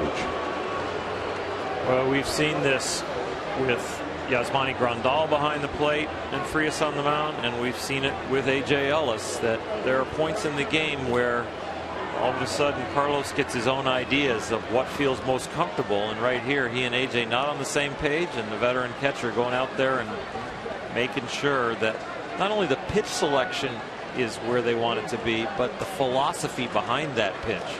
Are we looking for a strike? Are we looking to bounce it? Second and third, 2-2. Inside and low, 3-2. Once Carlos gets the pitch selection right, then the philosophy, because there's places you start pitches depending on what you want them to, where you want them to end up. You just don't throw a slider to throw it. Right there, they were trying to go back foot slider and needed it to look like a strike, end up a ball, and that was a ball right out of his hand. On 3-2. Got him! Fifth strikeout of the game for Frias, his biggest of the game, as the Cubs leave runners at second and third. We'll go to the sixth with the Dodgers leading 4-0.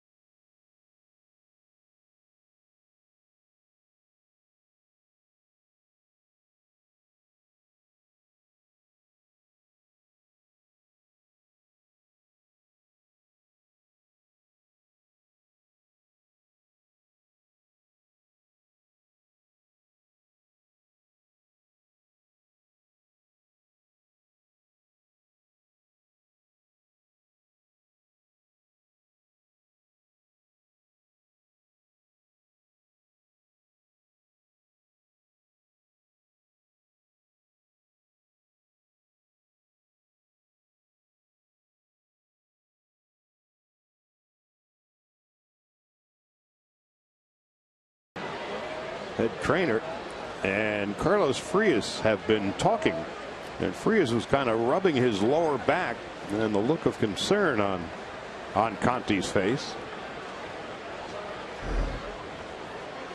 when he came back after striking out Coghlan. He did not appear the least bit comfortable. That's when Stan came over.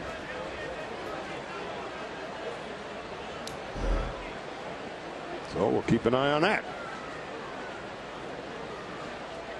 Howie Kendrick leads off in the sixth as the sun has broken through.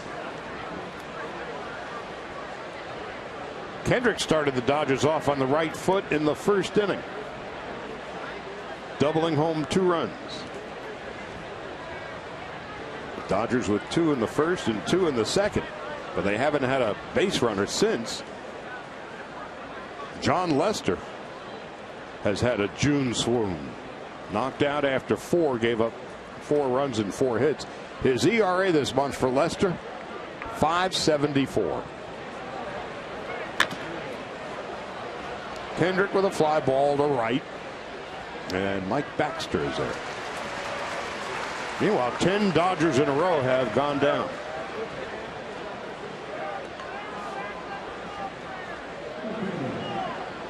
You just don't want it to become one of those games where the offense thinks, okay, we've got enough, and just hand it over to Frias in the bullpen. You just need to keep having quality at bats.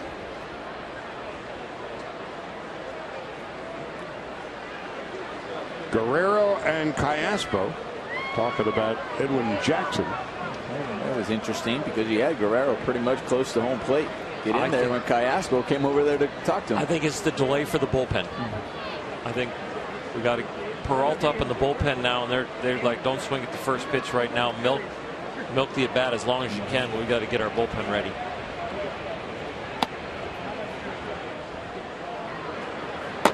And so Guerrero takes up and in, 1 ball and no strikes. Peralta pitched on Tuesday night in the 10th inning. Couldn't retire anybody, and eventually the Cubs would win it 1-0 on the sac fly. But Peralta came back last night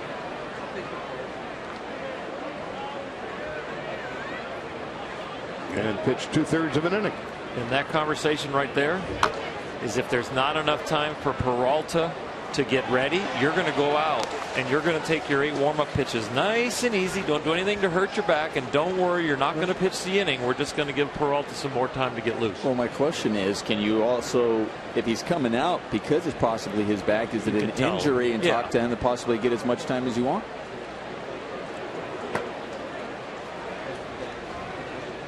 Two and two to Guerrero, who has struck out and bounced to first. Jimmy's giving him some veteran instruction right there. Well, Frias is smiling a little more now than he did about 5 minutes ago. Guerrero takes outside, and if nothing else, he's doing his job, killing some time.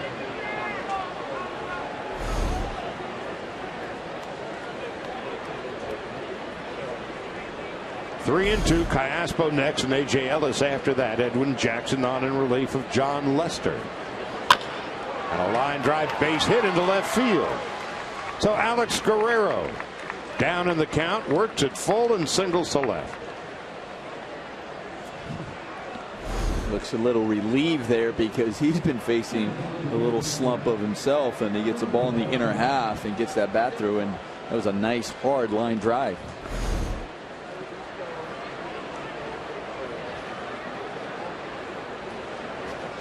So now here's Callaspo. That's the first hit for the Dodgers since Jimmy Rollins' 2-out single in the second.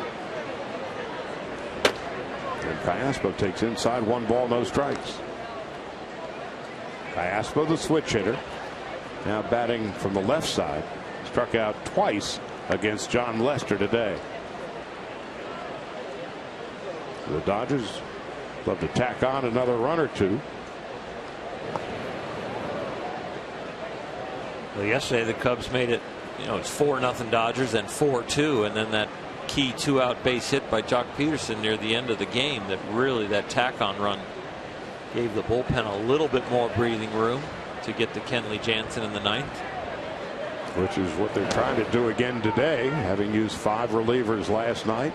And again, not another day off until a week from today. Well, to this point, they've gotten 5 innings out of Frias. So the bullpen will be responsible if Frias can't continue for 12 outs.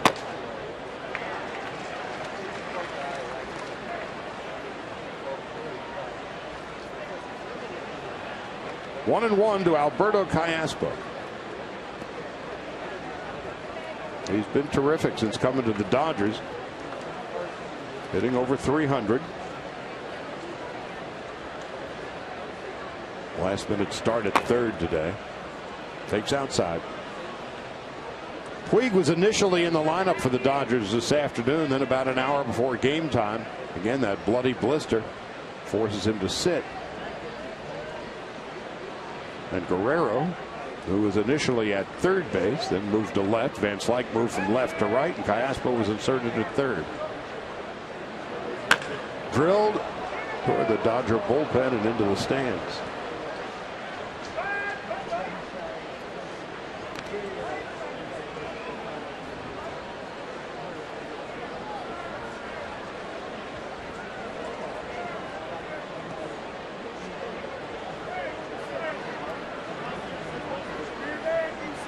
For Callaspo, his 11th start at third base for the Dodgers.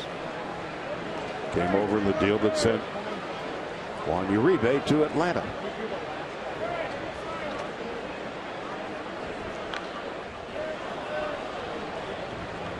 Dodgers also got Ian Thomas, a left-hander from Atlanta. And he's in the Dodger bullpen today if needed.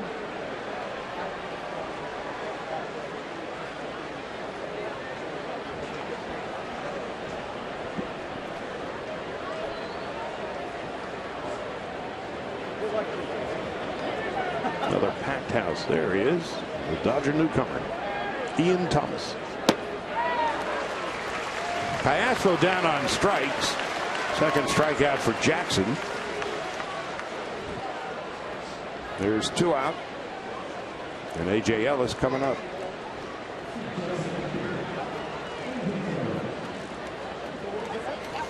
Ellis today has walked and flied to right. And so Peralta, the way it looks, he's going to come out and pitch the 6th. Now Chris Bosio is going to come out and talk to his pitcher. And James Russell, the lefty, is beginning work in the Cub bullpen. And Russell is up, of course, in case the Dodgers hit for Frias, which really looks like they want to, with Peralta being up. And well, one of the things I've noticed in these 4 games, whenever Bosio comes out, everybody in the infield comes in. Some teams, the first baseman, somebody of them, some never come into the scrum, but they all do. I don't know if that's a Madden thing or a young team thing, especially when Chris Bryant's at third and Rizzo at first. Starlin Castro at short, normal, and Addison Reed, of course, at second. That's a very young infield. It's a young team on the rise. The Cubs at 39 and 31. This time of year, talking about buyers and sellers. It looks like for the first time in a long time, the Cubs might in fact be buyers.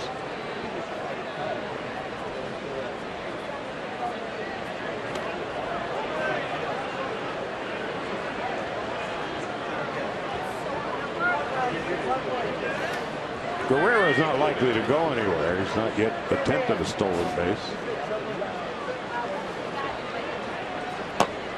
And Ellis takes inside.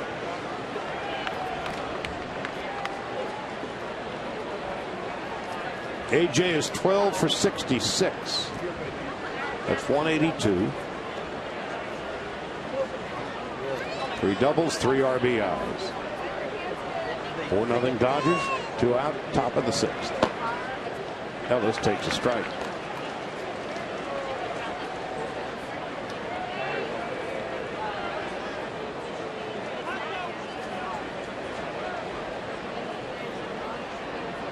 So Edwin Jackson, who came up with the Dodgers, of which much was expected.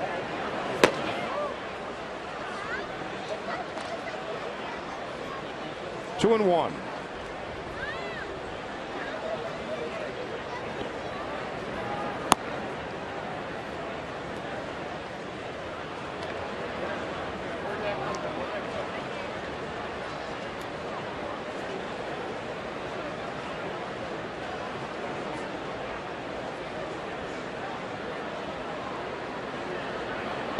High. 3 balls and a strike. AJ's been making some pretty good swings in the last couple of weeks when he's gotten to get in there. And there's a 3-1 cripple possibly coming up here with 2 outs, or he might be able to put a jolt in one.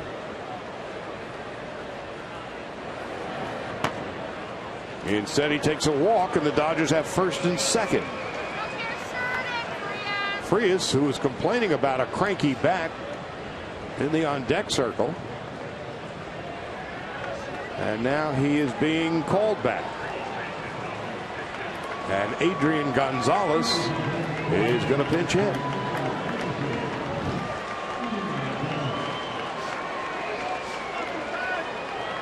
So Frias' day is done. He can only win it, can't lose it. And Adrian Gonzalez can give the Dodgers a cushy lead with a pinch hit. And Joe Madden is about to make a change. James Russell will likely come in.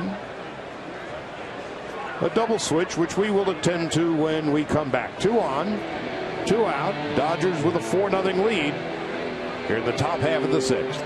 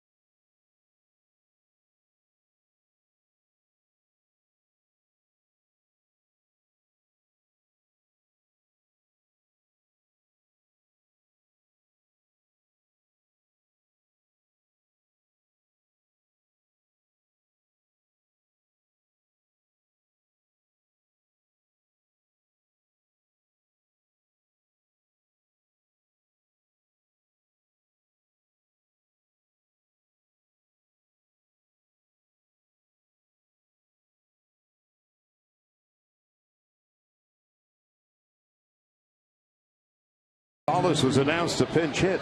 It is called upon by Joe Maddon. That's just part of the changes that Maddon has just made. Starlin Castro has been inserted at shortstop. Addison Russell, who had started at short, moves to second. Chris Coughlin, who started in left and played second, goes back to left. Chris Denorfia takes over in center where Matt Caesar had been. It's like the Wheel of Fortune. In the meantime, now the Cubs have only Dexter Fowler on their bench.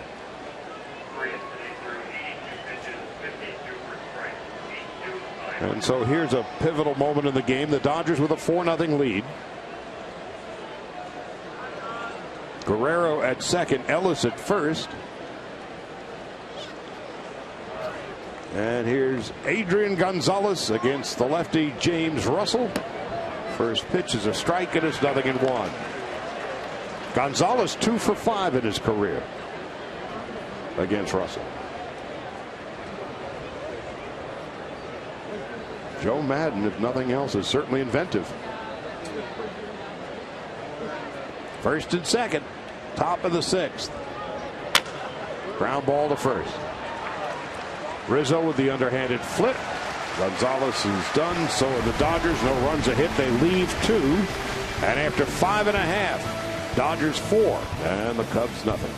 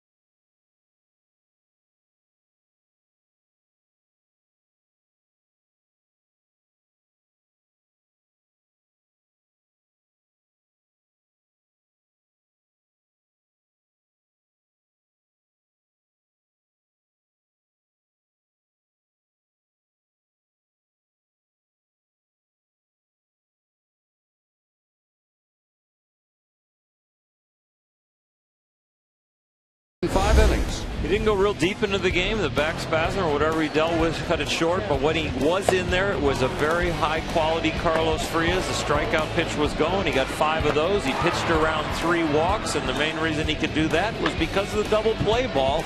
Infield picked up a lot of grounders. Only 1 ball in the air that recorded an out for Carlos. A lot of ground balls like what we were looking for from him. He did an outstanding job for those 5 innings. But now it's that rickety bridge to Kenley Jansen that they have to get on, Charlie. All right, it's going to be Peralta leading the way. Joel last night, 2/3 of an inning, only 8 pitches, 5 of them for strikes. Kike Hernandez moves from center field to left field. And inserted in center field is Jock Peterson. So both managers, this is the beauty of the National League game. They are just mixing and matching with what they've got. So the Dodger bench is now down to Ethier, Grandal, and Puig. And the Dodger outfield now consists of Kike Hernandez in left, Jock Peterson in center, Scott Van Slyke in right, and Addison Russell leading off against Peralta here in the bottom of the 6th. Who fouls it back, and it's 0-1.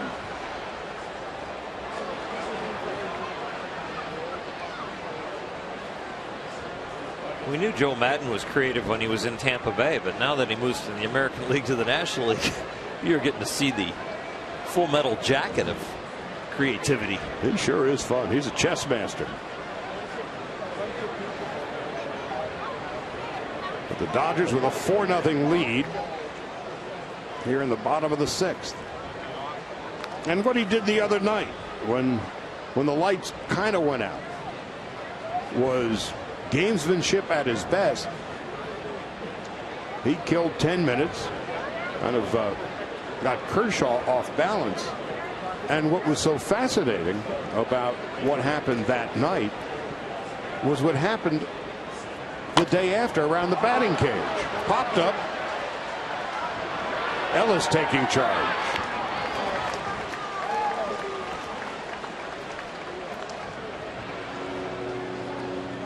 What happened on Tuesday was the fact that Madden sought out Clayton Kershaw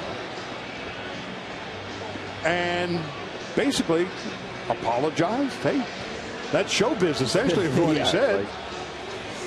Exactly right. I mean, Madden knew what he was doing, and Clayton Kershaw, and I think that's also just, one, Madden, he respects Clayton Kershaw, respects the game, and Madden was doing his job.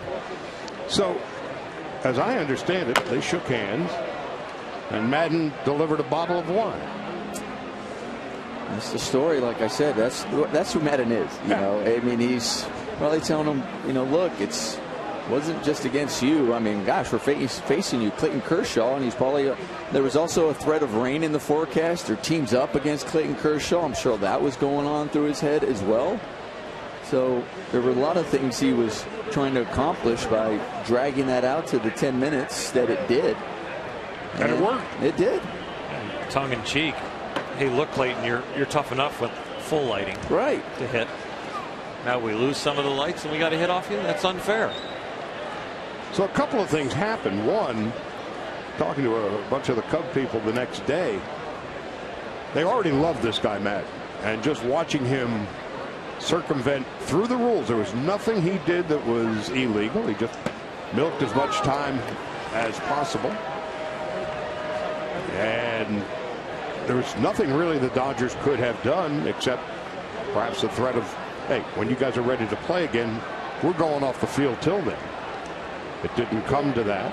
But the next day he went over, explained to Kershaw, and the band played on. Baxter with a fly ball to right field. That's well hit. Spinning around is Van Slyke. It was not the most graceful route, but he makes a catch, and there's 2 out. That was a necessary route because of the hooking spin that Baxter put on that ball. Left-handed hitter and pulling it to right field as he starts out towards the gap. Baxter came around that ball and hooked it. Van Slyke had the good read. Now 2 out. This is a Thursday afternoon in which the sun has played peekaboo with the clouds, and right now the sun is shining on Wrigley Field, and the wind is blowing out toward right.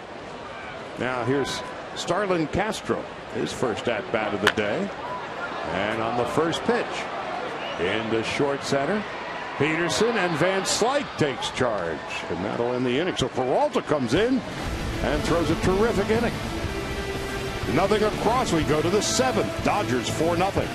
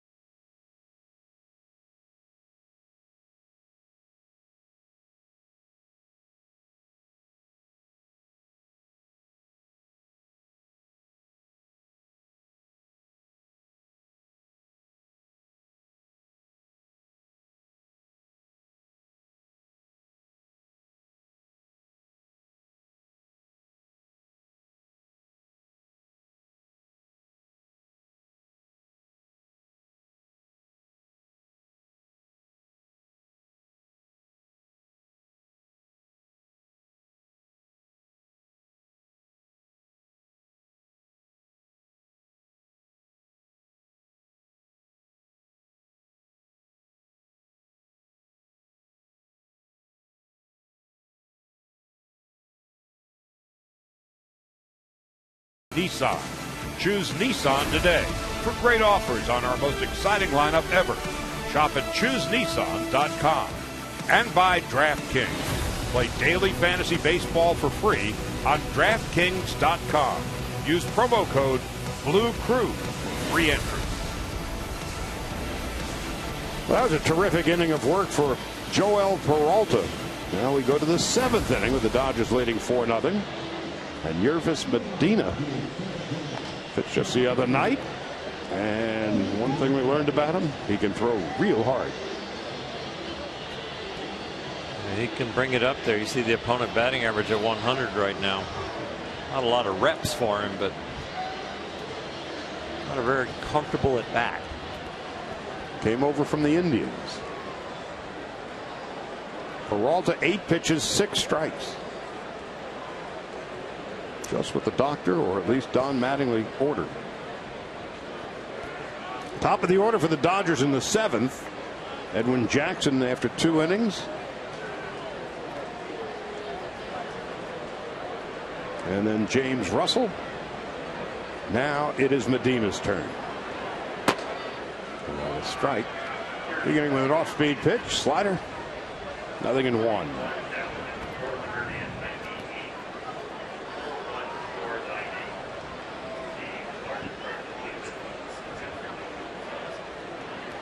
Hernandez just short. Castro with a backhand. 1 gone in the 7th.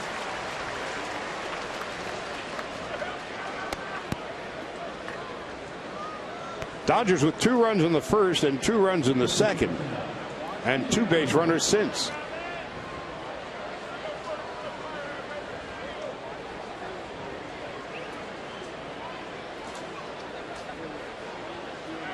And on this Thursday afternoon on the north side of Chicago, the Cubs have drawn their largest crowd of the season.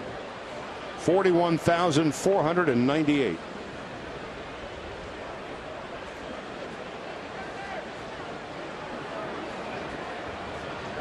Jimmy Rollins takes outside. Rollins is 2 for 3.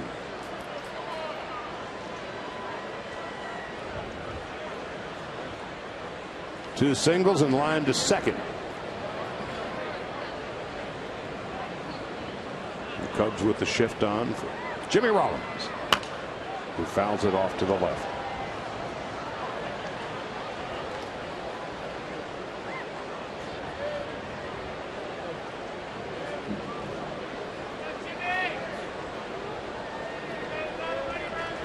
Looks like Adam Libator is warming in the Dodger pen now. Inside.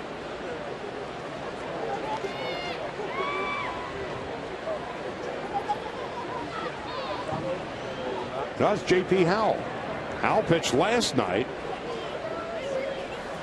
An inning and a third at a belly flop.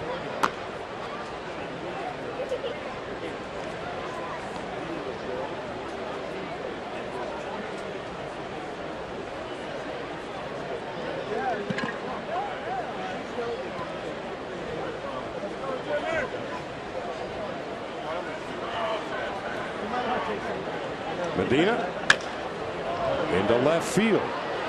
Coghlan retreating.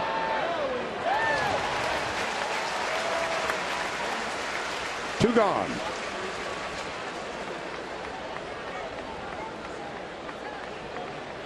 Next stop on this 10-game road trip for the Dodgers, Miami. Get in around 10:30 tonight. And we'll be back with you tomorrow at 4. Brett Anderson and a fellow named Justin Nicolino, whom we've not seen. A fellow named Clayton Kershaw, who we have at 1:10. First pitch on Saturday against Tom Kohler. Greinke pitches on Sunday. We don't know who the Marlins will be trotting at yet. Justin Turner takes inside. So the largest of the 4 crowds here at Wrigley Field have been the matinee. Do they include the rooftop seats that are owned by the company, or only the internal seats? This is it. Because those are as full as we've seen them also today. Well, the rain held off. We had a passing drizzle. early in the game. But it just feels like a summer matinee on the north side of Chicago.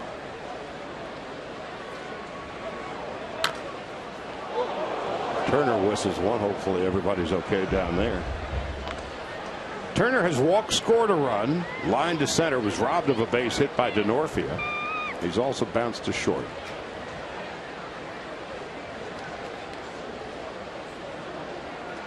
Has had a great month of June, Justin Turner. 353 in 22 games. 5 home runs, 16 runs batted in. And a fly ball to left field.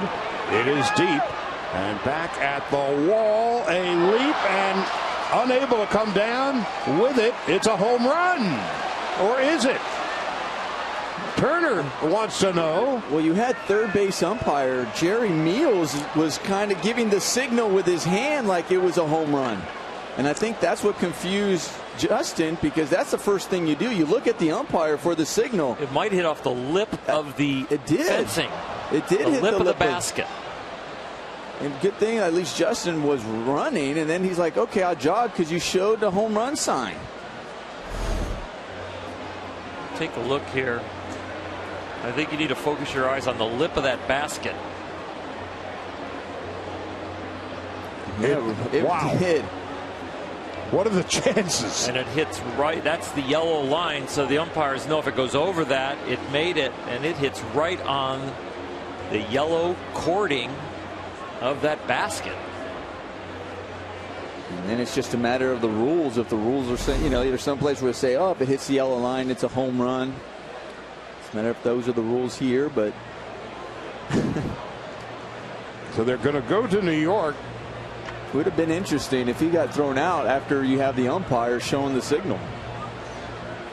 Justin was barely running, probably about 3/4 speed, not really full out, and he made it to third easily.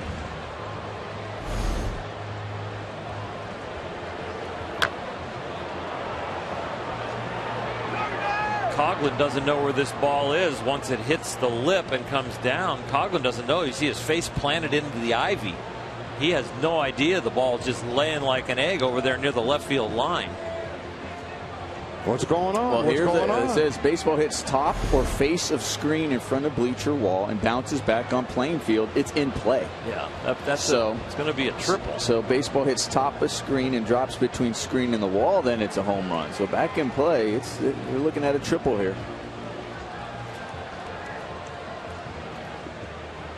Well, he missed his 11th home run of the season, it would seem.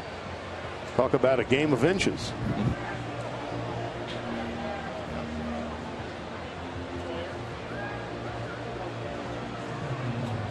Joe Madden was quickly out to tell Andy Fletcher his understanding of the ground rules here. It hit the stanchion. Oh.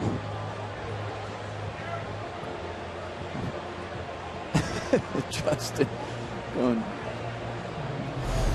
did I get 11 or no?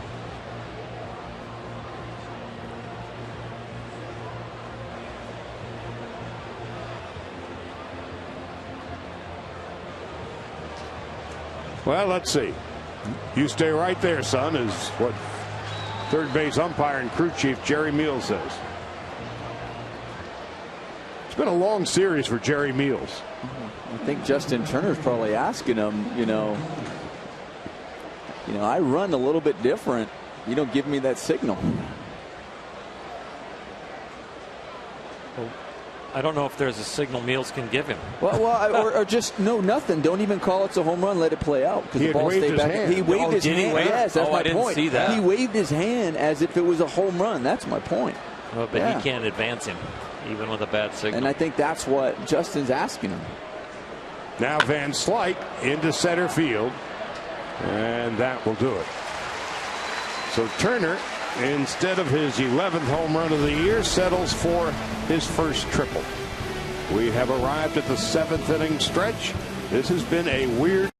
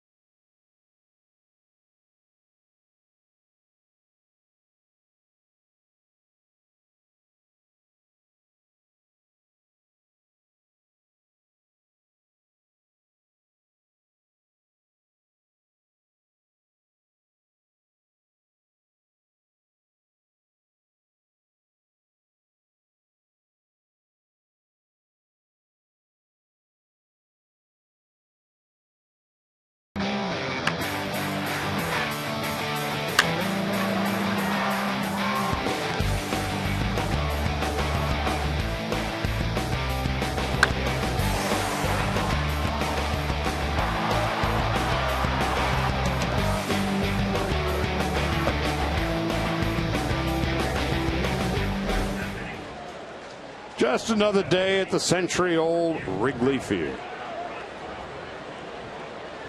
Now it's J.P. Howell's turn. And Miguel Montero grounds it to deep second. And on one pitch, Montero is retired. One out here in the 7th inning. So Peralta retires the Cubs in order in the 6th. And on one pitch, Howell gets Montero.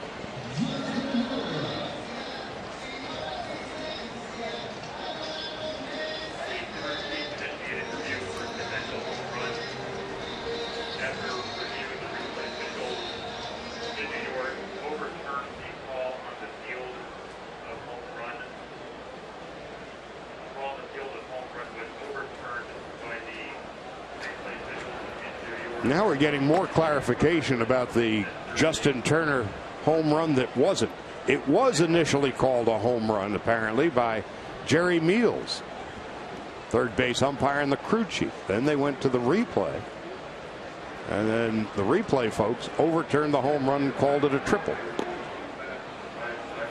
And it took 2 minutes and 10 seconds to figure that out.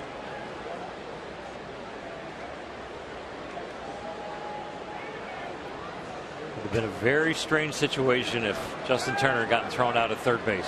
Oh. And a ground ball to third. Herrera thrown out by Callaspo. Quickly 2 out and nobody on.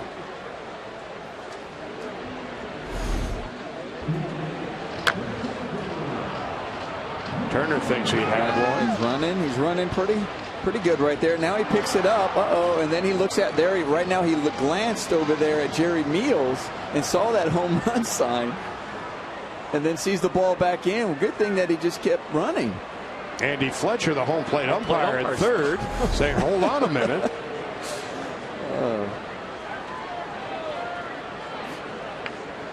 Meanwhile, quickly 2 out, nobody on, and Denorfia is the batter. What if Turner runs through the home plate umpire stop sign and is thrown out at home? Oh, he's like, I scored. We got some issues. Right. It's really. I've seen you run through your third base coach signs, but can you run through an umpire? No, it's been I've never seen an umpire hold you up. Hold up. Now I'm running through it. Denorfia 1 for 3. Howell delivers.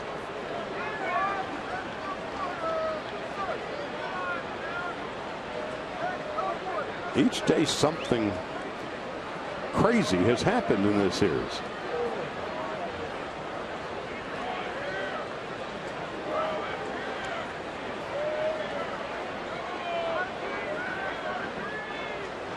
Anthony Rizzo on deck.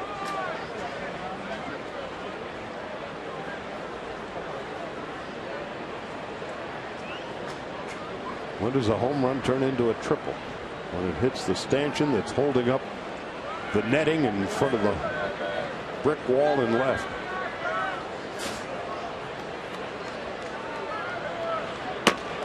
There's a strike.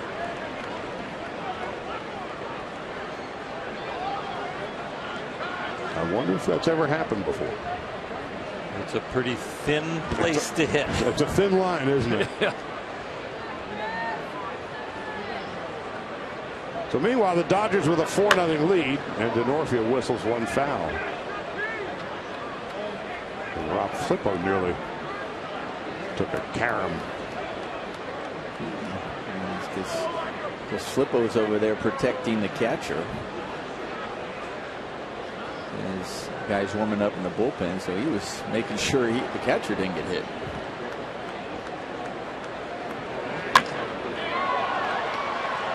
Peterson's got a long way to run. He's not going to get it, but he keeps it from going to the wall. A 2-out double for Denorfia. Even though you know it's far over the head of Peterson, you still hold your breath. Maybe he's going to catch it. Well, you hold your breath because he just covers so much ground out there, and we've seen it before. And this ball seemed to hang up in the air a little while, but it just also kept slicing away from him. Just way too far for him. Holds Denorfia to the double. 2 out. Anthony Rizzo coming up.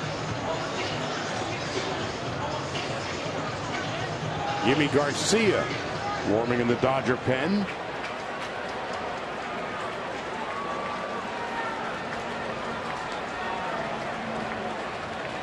Dexter Fowler is in the on-deck circle to pinch hit. If Rizzo can keep the inning alive, and Rizzo is 3 for 3. There's a strike, 0-1. Rizzo is practically hanging over the plate.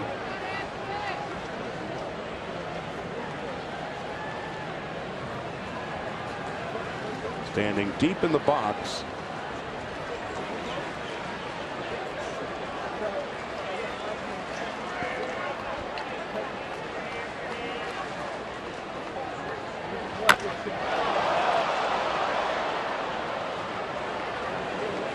That's what you hope they do with balls inside when they stand that close to home plate. Rizzo gives himself a little room by having an open stance with that back foot on top of the plate. Look where J.P. Howell throws this ball, inner half. Rizzo hits it over the roof. What do you usually come back with after that, or after you see a guy just turn on one? You can go right back in there, and I wouldn't go harder. I'd go softer. I'm going to have a tough time turning the field. 0-2 to Rizzo. Looped into center, but there is Peterson, and that will end the inning. No runs, a 2-out double for Denorfia, and a good inning of relief for Howell. We go to the 8th. Dodgers 4-0.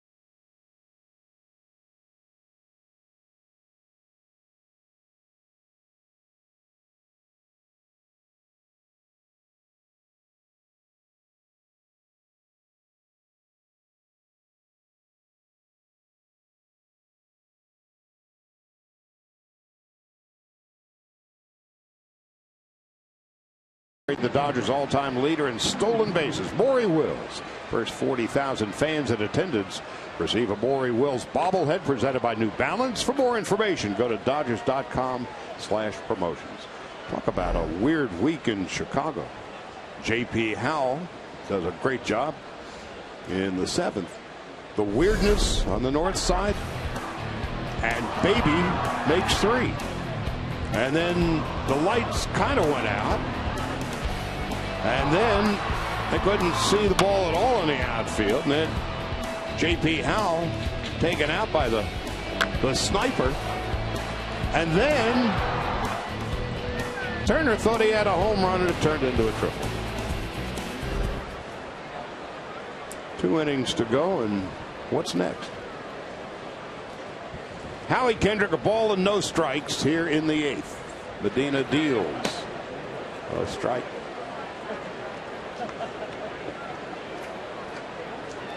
You never know what you're going to see at Chicago. Inside the ballpark or out. Kendrick 1 for 3, drove in 2 in the first inning. Do I dare mention it? We're just so glad we haven't seen a rain delay. Sure, go ahead. You can mention it. It's almost like jinxing a no-hitter when you're here in Chicago. Right. Looking off to the left, it looks a little cloudy. I know.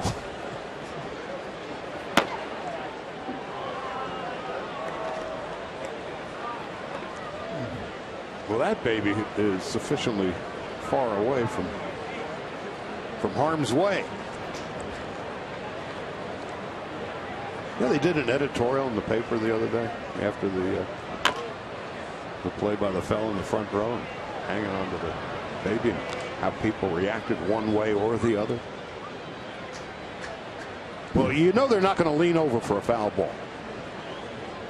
But as is, be careful down there.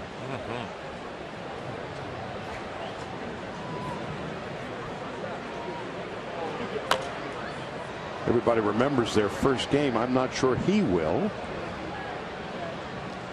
But there is video proof of that young fella's first baseball game.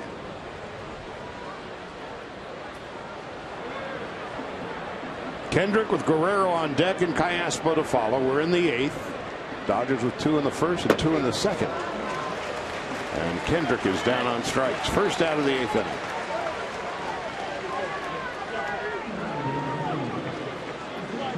You remember your first game? Your dad took you to Major League? I think it was in Yankee Stadium. I was born in Buffalo, New York, but I can't remember specifically, because I was probably about 4 or 5 years old. No more? 5 years old, Dodger Stadium. 6 years old, Ebbets Field, Cincinnati Reds. Dodgers had an outfielder.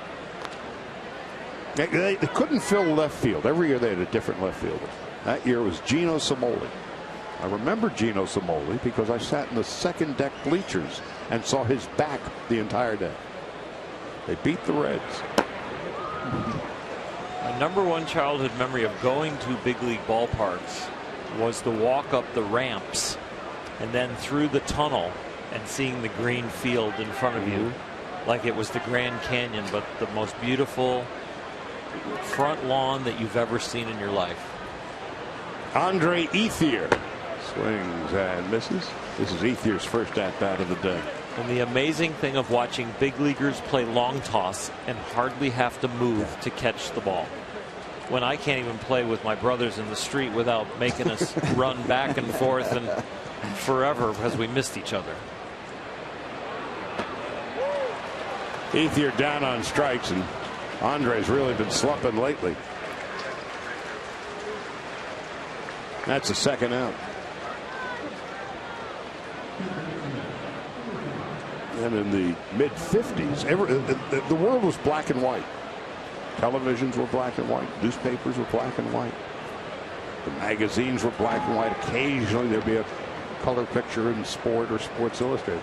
Now all of a sudden you walk through this alleyway, and as you were talking about all this, this unbelievable emerald green vision that was incomprehensible. And Ebbets Field, a quote-unquote bandbox, not unlike Wrigley Field, was the biggest thing I'd ever seen in my life. It's like the Wizard of Oz, yeah, right? That's exactly right.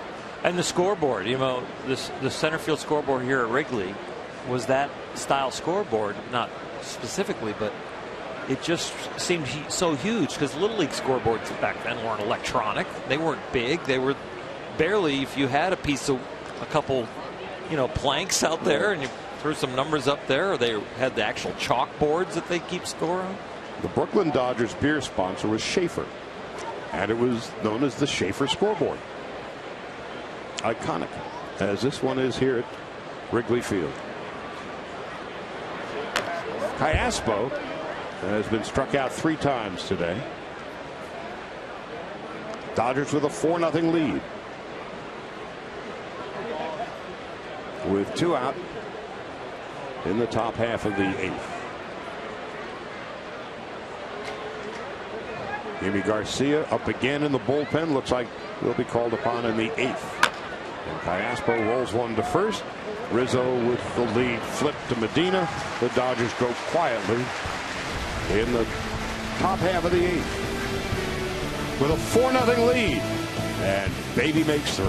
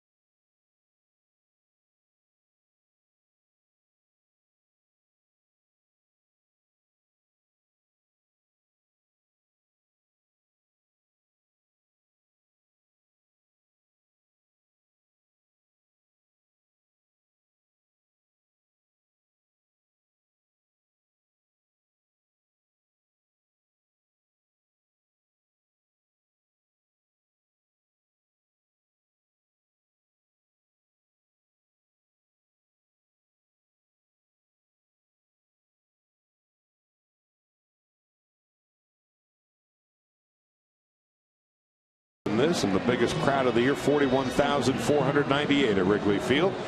Time to take a look at the DraftKings game summary, and this is how we got to this point. Howie Kendrick started it off for the Dodgers with a 2-run double down the first base line in the first inning. Carlos Frias, the Dodgers would have liked him to go longer, but 5 innings, no runs and 7 hits. John Lester's ERA in the month of June is .575, and the Dodgers knocked him out after 4. And now it's Yimi Garcia's turn. Peralta perfect in the 6th. Howell gave up the 2-run double in the 7th. And we head to the 8th, and Dexter Fowler will pinch hit, and Chris Coghlan and Addison Russell.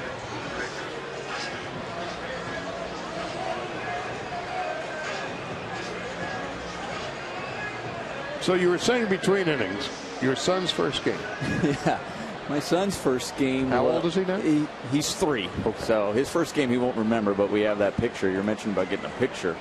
But his first game was Fenway Park as they were celebrating the 100 years of Fenway Park. They brought out all the players for over 100 years coming out to center field, and it's the Yankees versus the Red Sox.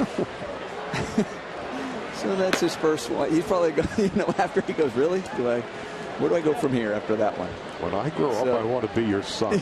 I mean, that was his.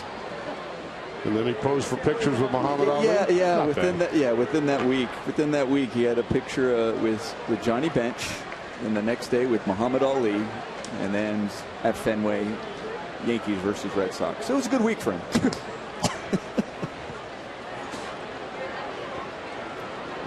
So here's Fowler leading off in the 8th, and it's 2 balls and 1 strike. Fowler twisted his ankle first game of the series, trying to get back to first base on a terrific catch made by Jock Peterson.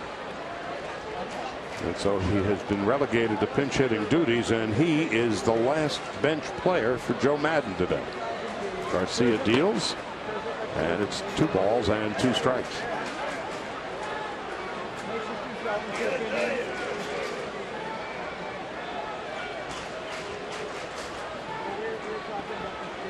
For a guy who's been struggling with his confidence, Garcia, if he can get Fowler out here in the 8th to lead it off, would certainly boost that confidence.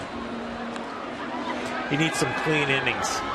It's one thing to put a 0 up, but to know you didn't execute or to know you had a lot of traffic, it's another thing to have a real clean inning and to feel that momentum as you get on the team bus and then get on the airplane to Miami. Pitched an inning on Tuesday as Fowler fouls it off.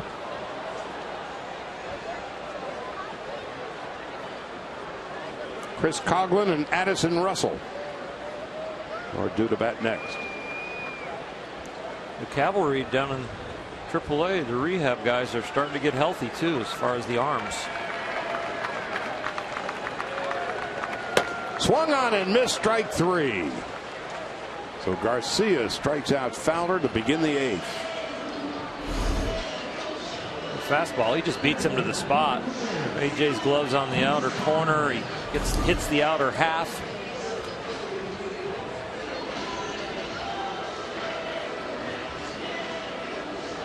Now Chris Coghlan coming up. Dodgers 4-0. Hoping to leave town with a split. And then on to Miami. And then Arizona. And then a week from today, something they haven't experienced in a month. A day off. The split feels like a sweep after starting 0-2 in this series. Losing with Greinke and Kershaw on the hill.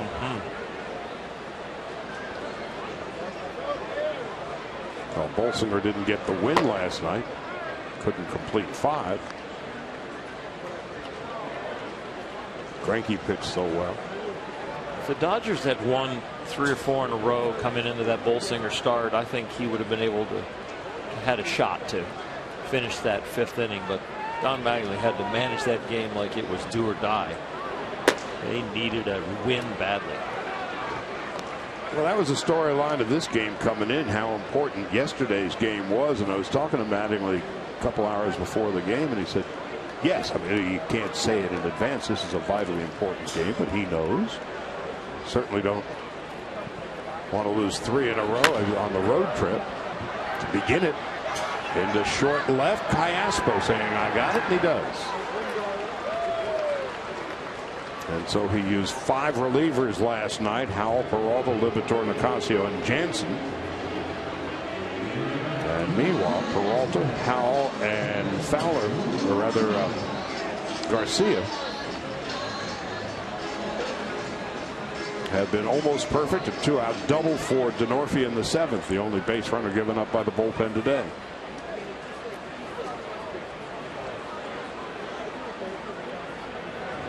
Addison Russell takes high and outside, 1 ball and no strikes.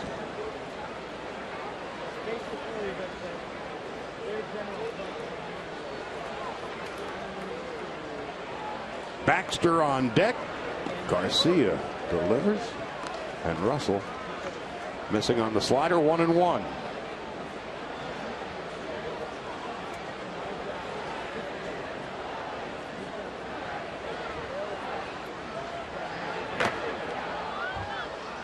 As you watch A.J. Ellis take that foul ball off his mask, he's a guy who should not be overlooked today.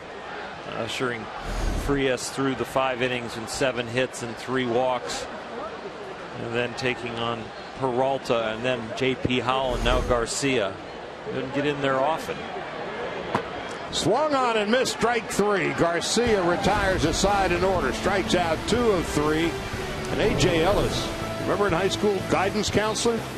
That's what A.J.'s been today, and Garcia a flawless 8th.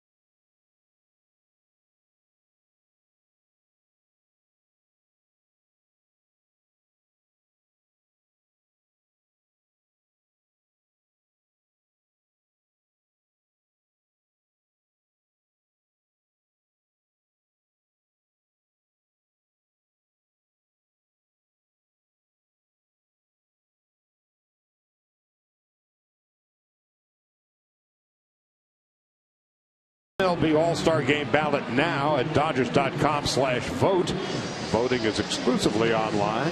This and unavailable on your computer, tablet, and smartphone.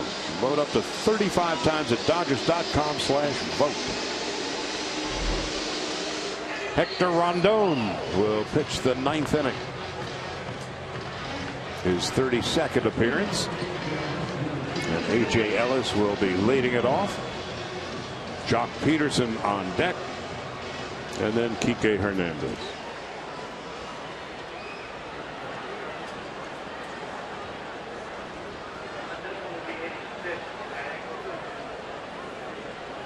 So Montero and AJ getting reacquainted, of course, over the years.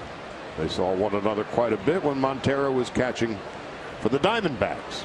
Ellis today has walked twice and flied to right. Takes a strike. It's 0-1. Well, the beleaguered Dodger bullpen has really come up big last night and to this point this afternoon. Kenley Jansen warming up in the 9th, or for the 9th inning. But Peralta, Howell, Garcia, 3 innings, no runs, 1 hit, and 2 strikeouts. Ellis, a chopper to third. And Herrera throws out Ellis, first out of the 9th inning.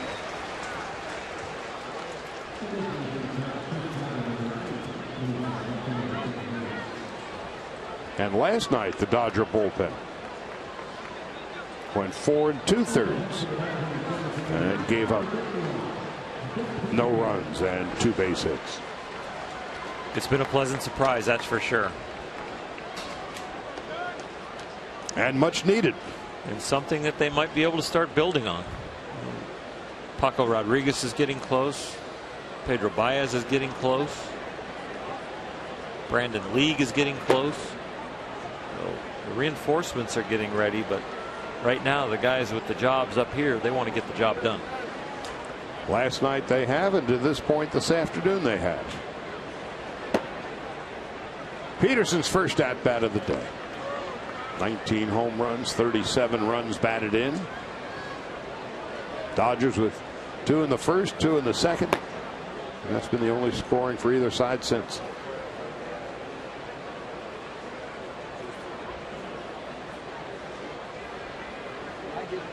So the Dodgers 3 outs away from their 41st win of the year. They'll go 8 games over 500. They still have some work to do yet. 5th inning in San Francisco, and the Giants are shutting out the Padres 5-0. Diamondbacks have a 1-0 lead in the 8th in Denver.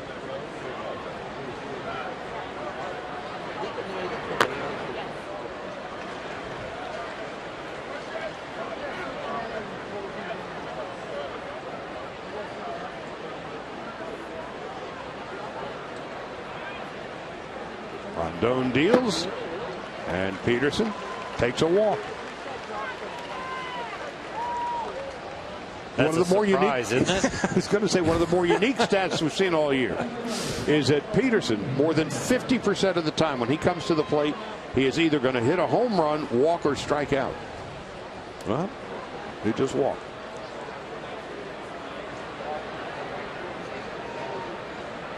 In conference with another great young player, Anthony Rizzo. Kike Hernandez, who started in center, playing in left, and last night started at second base. This turned into quite a utility man for the Dodgers, hitting .259. Tripled, scored a run, and driven 1 in today.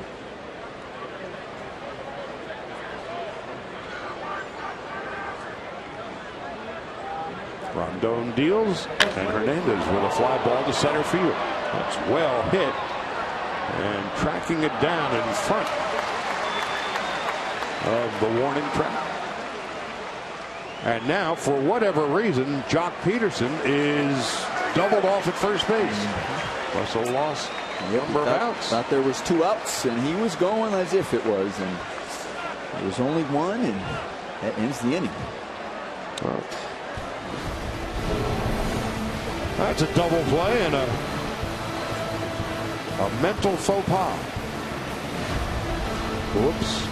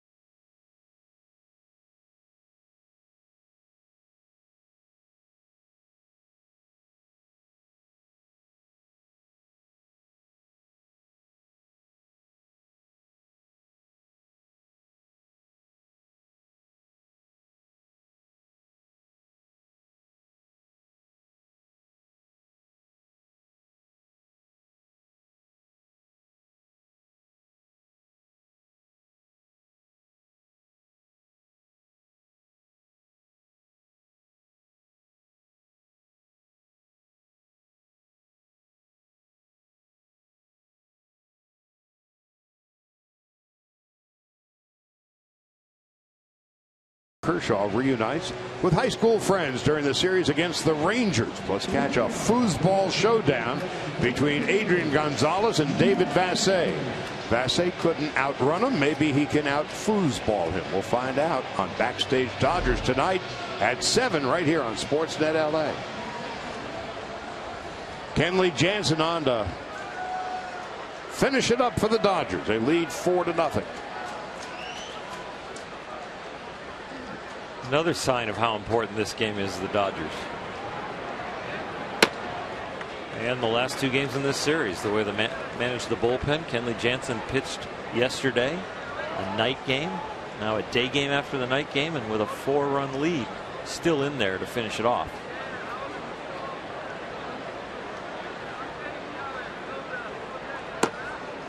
Under the knees to Mike Baxter. And it's 1 ball and 1 strike. If Jansen can get out of the 9th without giving up a run, it will be the Dodgers' 10th shutout of the year. And Carlos Frias' 5th win. Loop down the left field line, but slicing foul.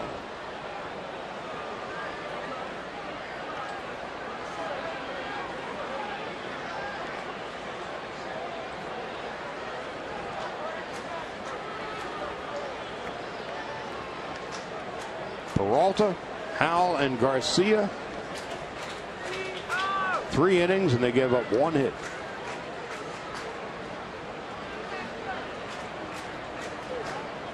Inside and low. And another number that has really become ever present for the Dodgers this year. When they score at least 4 runs, they're 31-4. And they lead 4-0 here in the 9th.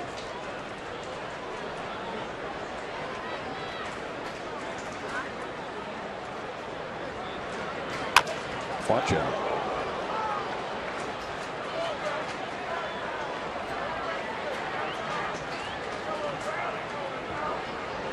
Baxter, Castro, and Montero to bat here in the 9th inning. Dodgers 4 runs and 6 hits. Cubs no runs and 8 base hits. Baxter is walked, lined out, and flied out.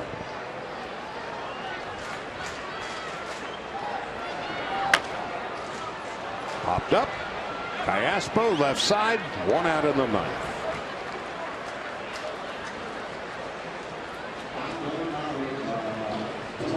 So Jansen now 2 outs away.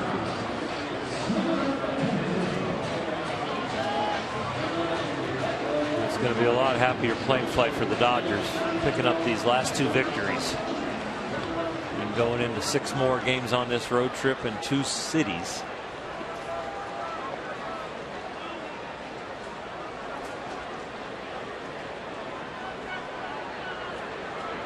And also coming off that Sunday night game, right, where we got in at 5 in the morning. You know, you kind of expect maybe one of the games, those first 2, you sleepwalk because of the tough travel. You might be able to give the team a mulligan in one of those 2 in the 10-inning extra inning game the second day. You know, when we talk about 10 games in a row and 27 days between off days and playing 34 games in 34 days, for the fan, those are just numbers. Yeah. You know, nobody's ever going to complain about what they do for a living, what we do for a living, but there is a physical taxation that you can't help but escape when you're traveling all hours of the day and night, and when it's all bunched together and you get the rain delays that we had in Colorado and didn't get back till 6 in the morning, then playing a few hours later. Those things wear on you. The non-stop flight that stopped in LA. Yeah, there's nothing like a direct flight from San Diego to Dallas by way of Los Angeles. Well, that's what makes this game so hard. It's not always just the game itself. For the 162, it's that plus all the other things that go along with it, with the travel and moments like that.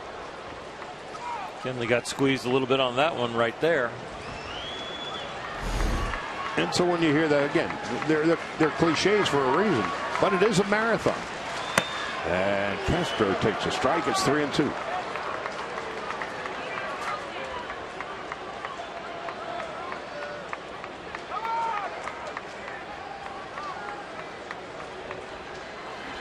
And that's why there was such a sense of urgency about last night's game.